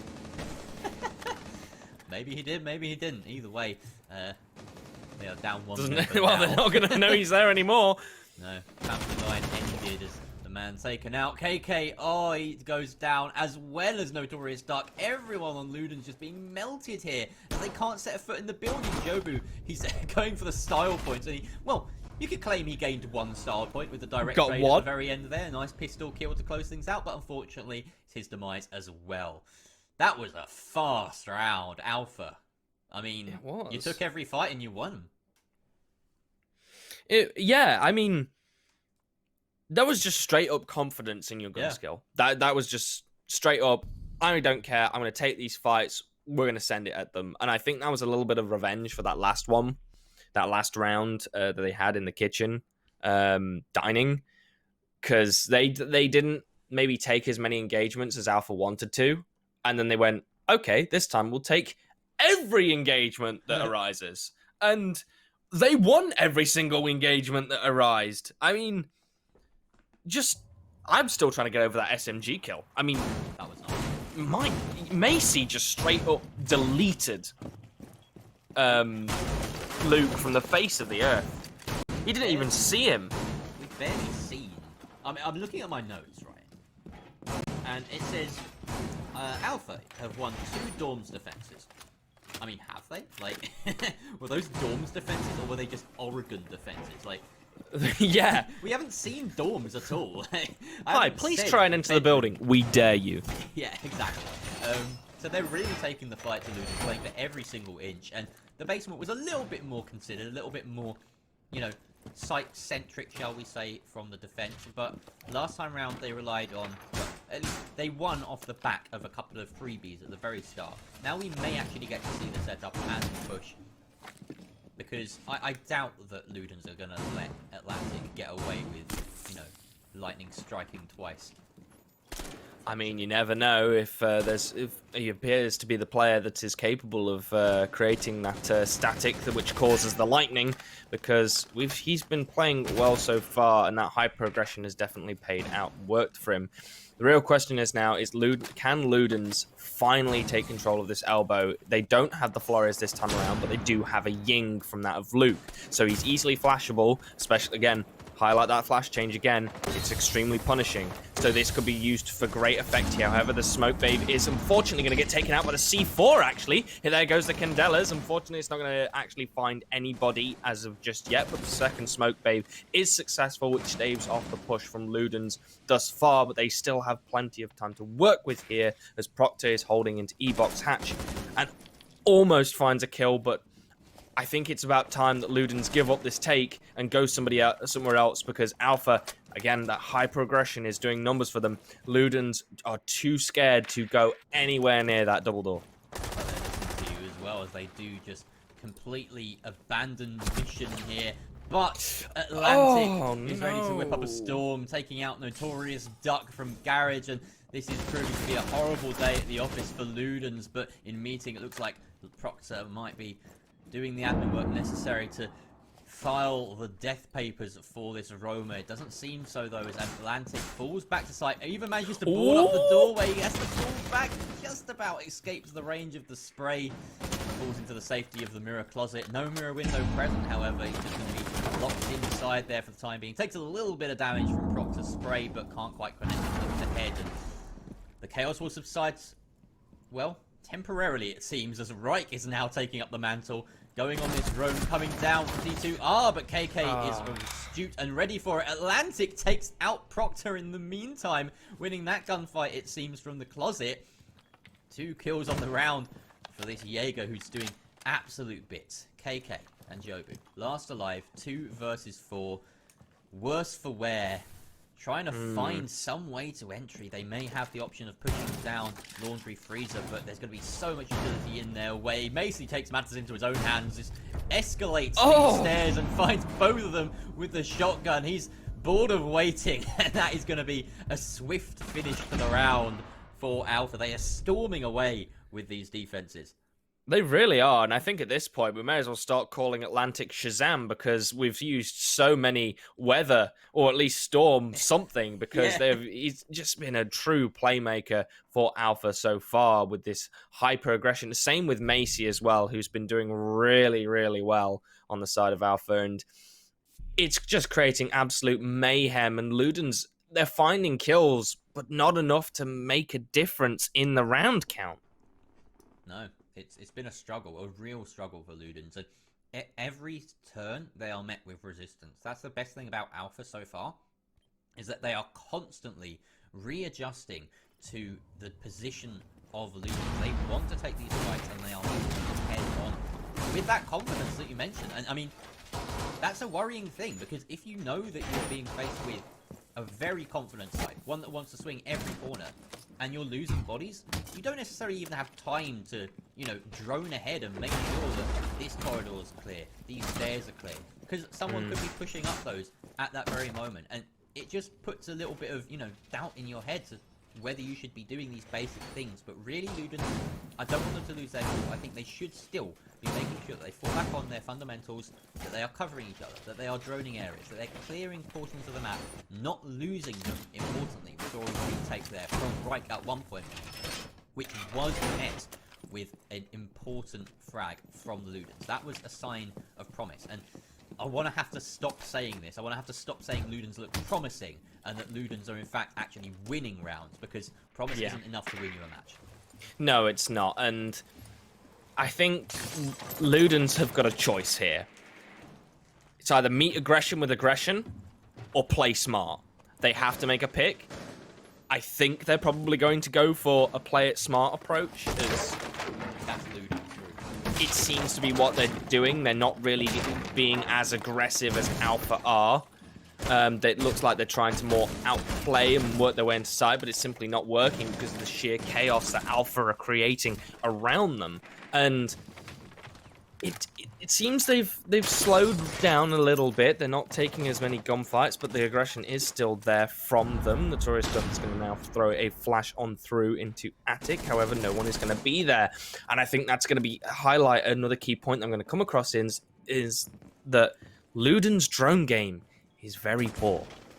They don't really have anybody who's sat on the drones, actively droning out, actively watching. I think that's actually what's crippling them, because I think they have the intelligence to make the plays that they want to play, but they don't necessarily have the drone coverage and the hot droning that is needed in order to make those plays successful.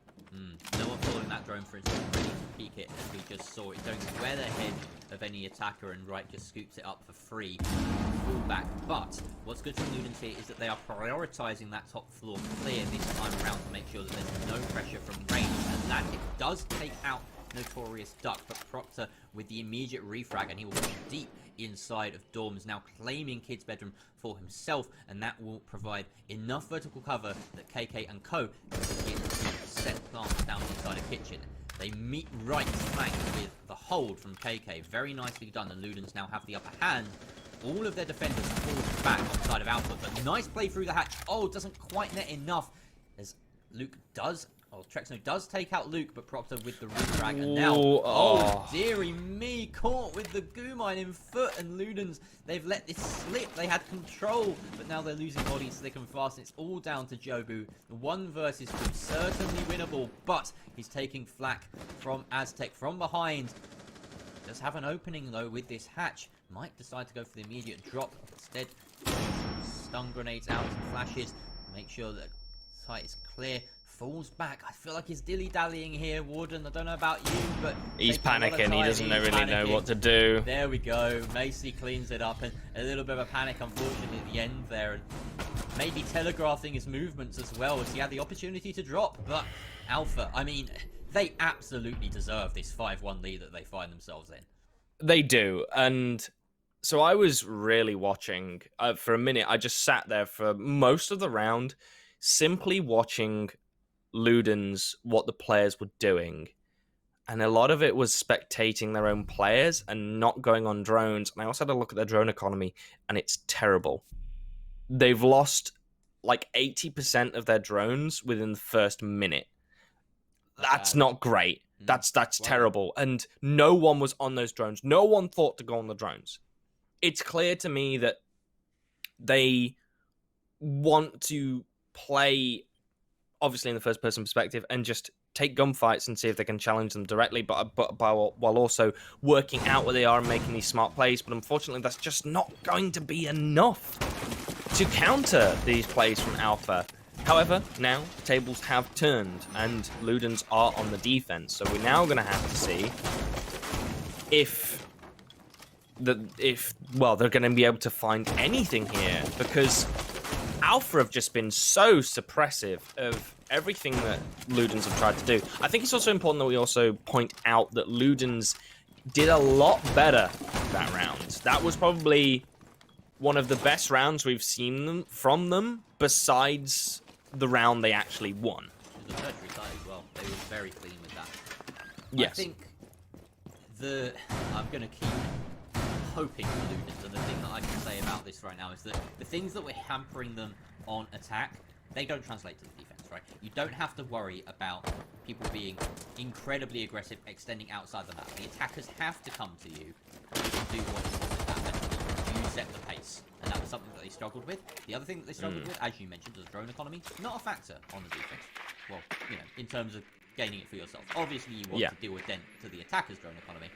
But, most importantly, it's not something that's going to hamper them in terms of gathering the intel. They have their own means of gathering intel, not much as it looks like. They've got mostly a kind of very site-centric, very utility-soak-centric lineup with no intel gathering whatsoever unless you count the I've just noticed that Atlantic's brought an Amaru to a basement defense site. I mean, either they expected Kids Dawns, or Atlantic's simply taking it for the gun. I think that's it. I mean, it's a G8. It is a G8. It's a G8. She's got flashes. She's got an SMG, and she's got, I believe, the Gon 6 now as well. What? And Macy, he's gonna get the lead off slow. Yeah, he's gonna get the lead off kill with Sledge shotgun, nonetheless. However, KK is gonna find the trade back onto Aztec. He's gonna unfortunately lose his life, and well, he's going to find a second as well onto Macy. Reich, however, is going to find that kill with the nade, and Proctor is going to take down Trexno. So, now left in a 2 versus 3 with the attack in a little bit of disarray, but it's going to manage to pay off anyway, because Geobu is sadly going to fall to the hands of Reich, and now it's a 2 versus 2 with KK not on much health, and Atlantic using that G8, as I said, to great use. He could be playing it for the G8, and it paid off for him. And well, we've just seen again sheer and utter dominance from Team Alpha here with their gun skill. They are just destroying and picking apart Ludens every single time because they just have the better gun skill. Jeez, speed thy name is Alpha. I mean, that round was over with a minute 20 still left on the clock. About a minute 20 still left on the clock. That is quite something. Maybe a little bit less here, as the replay will make me eat my words, but still, over a minute. That is a lot of time, and we saw it go down to like that 3 versus 2 with only half the round gone. That is nutty. So, but they pulled it back so quickly and easily as well. They did not let that man advantage slow them down or delay them, or like put any sort of we're in a 2 versus 3 now. It's just I'm just gonna go for kills. I don't even care. It does not matter if I die. If we die, we lose the round anyway. I'm just gonna send it and find kills, and they did exactly that, and it paid off for them so well. It did, and utility was barely a factor in that. I was in the middle of saying, "Oh, this is like a turtle step up that we've got from Ludens. They've got all of the things that you need to slow attackers down when they reach the site." Alpha didn't care. They didn't slow 1 inch. Like that was so quick from them. I'm a bit worried now because they are being met with the same tenacity on their defenses that they were being met with on their attacks from Alpha. Yeah. And it's worrying because it doesn't seem like Ludens know how to respond to it. They're trying something else now. They're going for a lot of drone denial. Maybe they feel as though their positions are just constantly known, and that's what's going on the side of Alpha. Truth be told, the attacks are so swift, it's difficult to take in whether there's excellent drone work or not going on from Alpha, but you've got to assume that something is working for them. You can see... We're going to see here if the spawn peak that Ludens use is actually going to pay off here. No, he's gonna think better. He's gonna actually fall back off as Alpha were aware of obviously that spawn peak as it came through chat. No, that's my spawn peak. I found quite a little bit of entertaining fact there, but yeah, Aztec again. It's Alpha to get the lead off kill here as Proctor is sadly taken down. and he's not going to have any more involvement in this round. Luke desperately trying to find something as well, just not going to be paying enough attention. Whether he didn't hear them or not, Macy just flicks around and quickly rips his head off of his shoulders there. I think he heard the one at the top of the stairs and flicked Yeah. pre-fire, but didn't expect really close. Nothing's going right for Ludens right now. The C4 gets caught on the wall, and now Atlantic is aware of the location, roughly, of this bandit. Aztec takes out this is a Notorious slaughter. Dark. Oh, KK can't shoot back, and Jobu now left in the 1 versus 5. Alpha about to secure this game so quickly. Jobu just wants to end it all, but Aztec is going to say it's gonna no. be a knife as Doesn't well. even give him the satisfaction. Knife comes in. That is some BM at the death right there. That's Team brutal. Alpha. I mean, that was utter stomping. That was painful to watch at points. My goodness. Oh, Ludens, you're better than that. You have not done yourselves any favours today. Alpha, though, what a play. Oh. What a game from them. I mean, god damn, man. I mean, speed running. Who would have thought that you could speed run Oregon that quickly? Oregon, the map which is known for notoriously boring plays because it's so step by step, and if you don't do those steps, guess what? You're not getting and you're not winning rounds. Well, guess what? Alpha just went, hey, we're gonna flip this on this head and we don't care. Ludens got absolutely modded there. We have a job as casters quite often, and you could see it during that game. I was trying to give us hope, constantly saying, oh, this is a good thing about Ludens. They've got this Didn't going see a forward. single plan. If they turn it around at the split, maybe they've got it. If they do this, no, like nothing was working. You could see in that final round, it was just a catalogue of errors, unfortunately, for Ludens. Nothing was going right for them. Sometimes it's just one of those days, you know? Like, I mean, literally the one round that Ludens managed to take was because Alpha didn't take every single angle or opportunity that was on the table. Yeah. That just shows that Alpha is going to be this high progressive team in this league, and they are not afraid to, not take gunfights. No, I mean, we haven't seen an Alpha that dominant at all this season, so it's entirely possible. These are fairly new teams that have formed. They may well have just found that spark, like they have clicked, and maybe from this point forward, we see an Alpha that reproduce those sorts of performances day in, day out, week in, week out. And if we do, then you can expect them to rock it up the table, because Ludens, they're no pushovers. Like, that's a decent side that they just made look awful. Yeah, and the thing as well is that in the drone usage, like I watched the drone usage. It's not like they just threw themselves in. They actually had intel. They had people on drones pointing people out, and then just made a play off it. And then they got off their drone, someone else got on, and then, things happened. Alpha did Alpha things and just became the Alphas of that match. And, well, we're done a little bit earlier than we thought we would be. This is ran ahead of schedule, thanks to Alpha just speed running Oregon. But, I mean, we've had a nice kind of double dose of Siege right here. Some really in-depth, like, meaty, nourishing clubhouse between IOM and Sleepygang. A 7-5 that was really nail-biting, so close back and forth constantly, with Sleepygang just edging it out, and then Alpha delivering a masterclass on Oregon. So congratulations to both Alpha and Sleepygang for winning their games in these last two. And that is going to be it from us, Warden. The mustachio pair. Unfortunately. And, I mean, at some point in the near future, we'll be back on your screens with longer moustaches, basically. Yep. That's how it works. But for the time being, Warden, it's been an absolute pleasure. Do you have anything to say before we sign off? Always been. No. Again, it's a pleasure always working with you and casting with you, Jerry. And I've really enjoyed the games we've seen tonight, and make sure to stop back for more, because we're only about halfway through the season and there's plenty more to go. So come back. Yeah. Keep watching and keep reliving these awesome moments, because you won't find them anywhere else. I'm sure everyone will. And thank you very much to Science, our observer, and Peak, our producer, for today. That's it from us. We will be back again tomorrow, in fact, with the next Playday of Badass University All-Stars. See you then. Goodbye. Take care, guys.